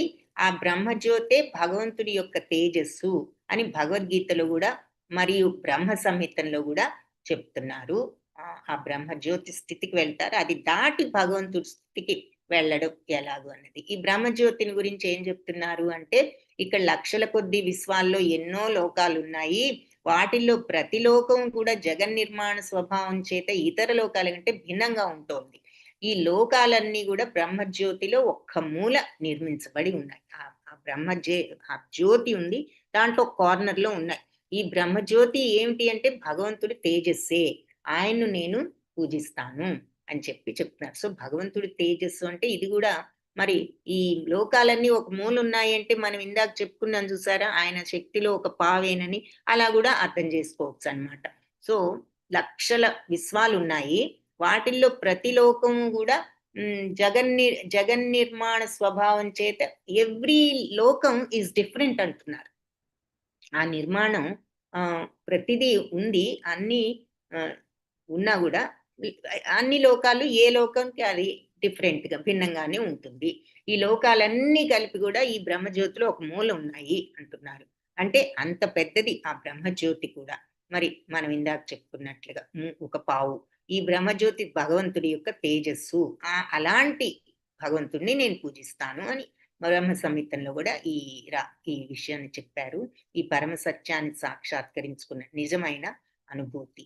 సో ఈశోపనిషత్తులో ఈ మంత్రం కూడా మరి సాక్షాత్కార విధానాన్ని సమర్థిస్తోంది అని చెప్తున్నారు. సో ఆయనని నిజంగా దర్శించడానికి మరి ఆయన యొక్క ఈ ఆచ్ఛాదనను తొలగించమంటే ఈ బ్రహ్మజ్యోతి కాంతిని కూడా తొలగించి అవతల ఉన్న భగవంతుడి యొక్క యాక్చువల్ ఫామ్ ని చూడాలి అని చెప్పి అర్థం అంటున్నారు. ముండకోపనిషత్తులో ఇంకా ఎన్నో మంత్రాల్లో కూడా బ్రహ్మజ్యోతి తత్వాన్ని ఈ రకంగా వివరించారు. హిరణ్మయే పరే కోశే విరజం బ్రహ్మ నిష్కలం తచ్శుభ్రం జ్యోతిషాం జ్యోతి తద్యదాత్మా విదో విదుః న తత్ర సూర్యో భాతి న చంద్ర తారకం నేమా విద్యుతో భాంతి కుతోయమాగ్నిః తమేవ భాంతమనుభాతి సర్వం తస్య భాసా సర్వమిదం విభాతి బ్రహ్మైవేదమమృతం పురస్తాద్ బ్రహ్మ పశ్చాద్ బ్రహ్మ దక్షిణతశ్చోత్తరేణ అధశ్చోద్వం చ ప్రశ్రుతం బ్రహ్మైవేదం విశ్వమిదం వరిష్టం.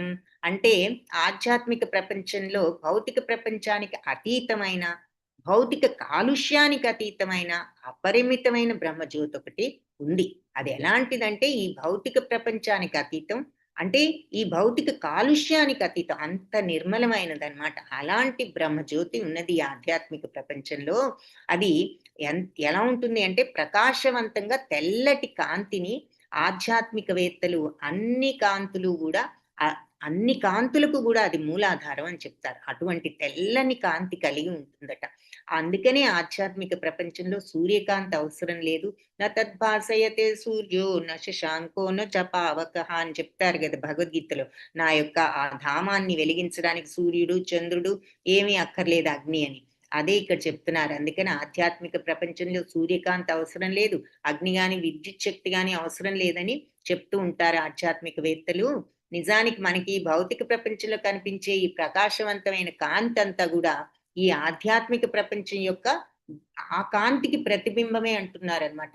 సూర్యుడి కాంతి గనక చంద్రుడి మీద పడి చంద్రుడు ఎలా ప్రకాశిస్తున్నాడు, ఆధ్యాత్మిక ప్రపంచ కాంతి ప్రసరించే మన భౌతిక ప్రపంచంలో కనిపించే వెలుగులు కూడా అన్ని కూడా వెలుగుతున్నాయి. సూర్యుడైనా చంద్రుడైనా ఆ కాంతి వల్లే వెలుగుతున్నాయి అంటున్నారు. ఆ బ్రహ్మమే ముందు వెనుక ఉత్తర దక్షిణ తూర్పు పడమర పైన క్రింద సమస్తంలోనూ ఆ బ్రహ్మమే ఉంది. భగవంతుడి యొక్క ఆ కాంతి, ఆ బ్రహ్మజ్యోతి ఉంది.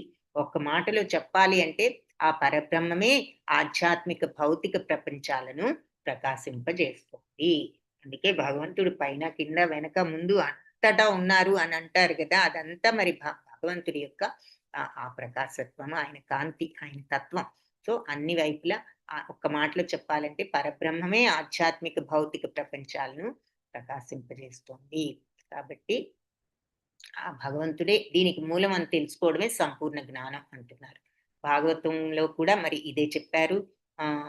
వ్యాస మహాముని, భాగవతాన్ని రచించిన వ్యాసముని కూడా మరి మానవుడి యొక్క పరమపురుషుడి సాక్షాత్కార పరిమాణాన్ని బట్టి ఆ పరమపురుషుడు అంటే మన యొక్క అండర్స్టాండింగ్, భగవంతుడిని మనం ఎంతవరకు అర్థం చేసుకున్నాం అన్న దానిని బట్టి మనం భగవంతుడిని బ్రహ్మంగాను పరమాత్మగాన భగవంతుడుగాన అని వర్ణించడం జరిగింది. సో మన అండర్స్టాండింగ్ బట్టి ఆయన ఆ రకంగా వర్ణించారు. పరమ పురుషుడు సామాన్య జీవుడని వ్యాసదేవుడు ఎక్కడ కూడా చెప్పలేదు ఆ గ్రంథంలో. కాబట్టి జీవుణ్ణి ఎప్పుడు సర్వశక్తిమంతుడైన పరమ పురుషునిగా భావించకూడదు. నిజంగా భగవంతుడు జీవుడే పరమ పురుషుడైతే మరి భగవంతుడు యథార్థమాన్ని చూడటానికి ఈ ఆచ్ఛాదన్ని తొలగించు అని ప్రార్థించాల్సిన అవసరం లేదు అని చెప్పి అంటున్నారు. ఇంతకీ సారాంశం ఏమిటి అంటే పరమ సత్యం యొక్క శక్తులకు సంబంధించిన జ్ఞానం లేనప్పుడు అంటే పూర్తిగా మనం జ్ఞానం తెచ్చుకోనప్పుడు మనం ఇంకా ఆ కాంతిలోనే ఉంటాము.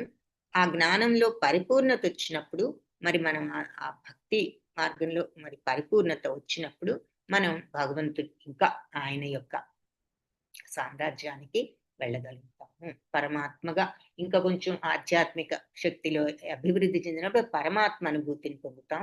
ఆ తర్వాత మరి ఈ హిరణ్మయ పాత్ర తొలగించబడ్డప్పుడు భగవంతుణ్ణి మనం ఇంకా డైరెక్ట్ గా ఎక్స్పీరియన్స్ చేయగలుగుతాం. వాసుదేవ సర్వమితి అన్నారు కదా. సమహాత్మ సుదుర్లభ బహూనాం జన్మనామంతేవ జ్ఞానవాన్ మాం ప్రపద్యతే వాసుదేవ సర్వమితి సమహాత్మ సుదుర్లభ.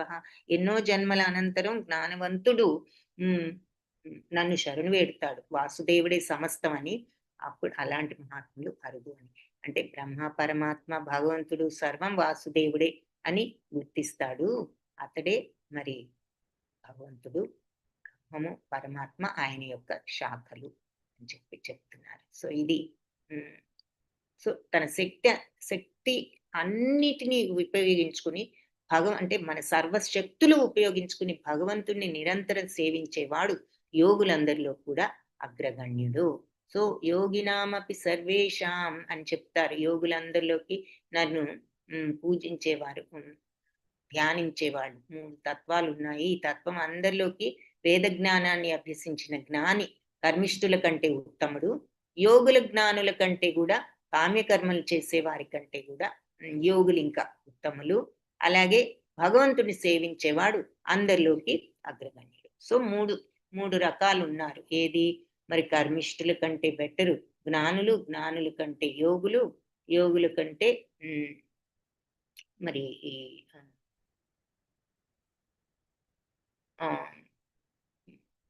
భక్తుడు, ఇంకా ఈ ధ్యాన యోగి ఉత్తముడు అని చెప్తారు భగవంతుడు మనకి ఆ శ్లోకంలో. సో భగవంతుడి సేవల్లో నిత్యం నిమగ్నుడై భక్తి యోగాన్ని ఆచరించే భక్తుడు యోగుల్లో ఉత్తముడు. కాబట్టి ఈ శోపనిషత్తు మనల్ని పరిస్థితి వైపు నడిపిస్తుంది అంటున్నారు. హరే కృష్ణ. వాంఛాకల్పతరుభ్యశ్చ కృపా సింధుభ్య ఏవ చ పతితానాం పావనేభ్యో వైష్ణవేభ్యో నమో నమః. సో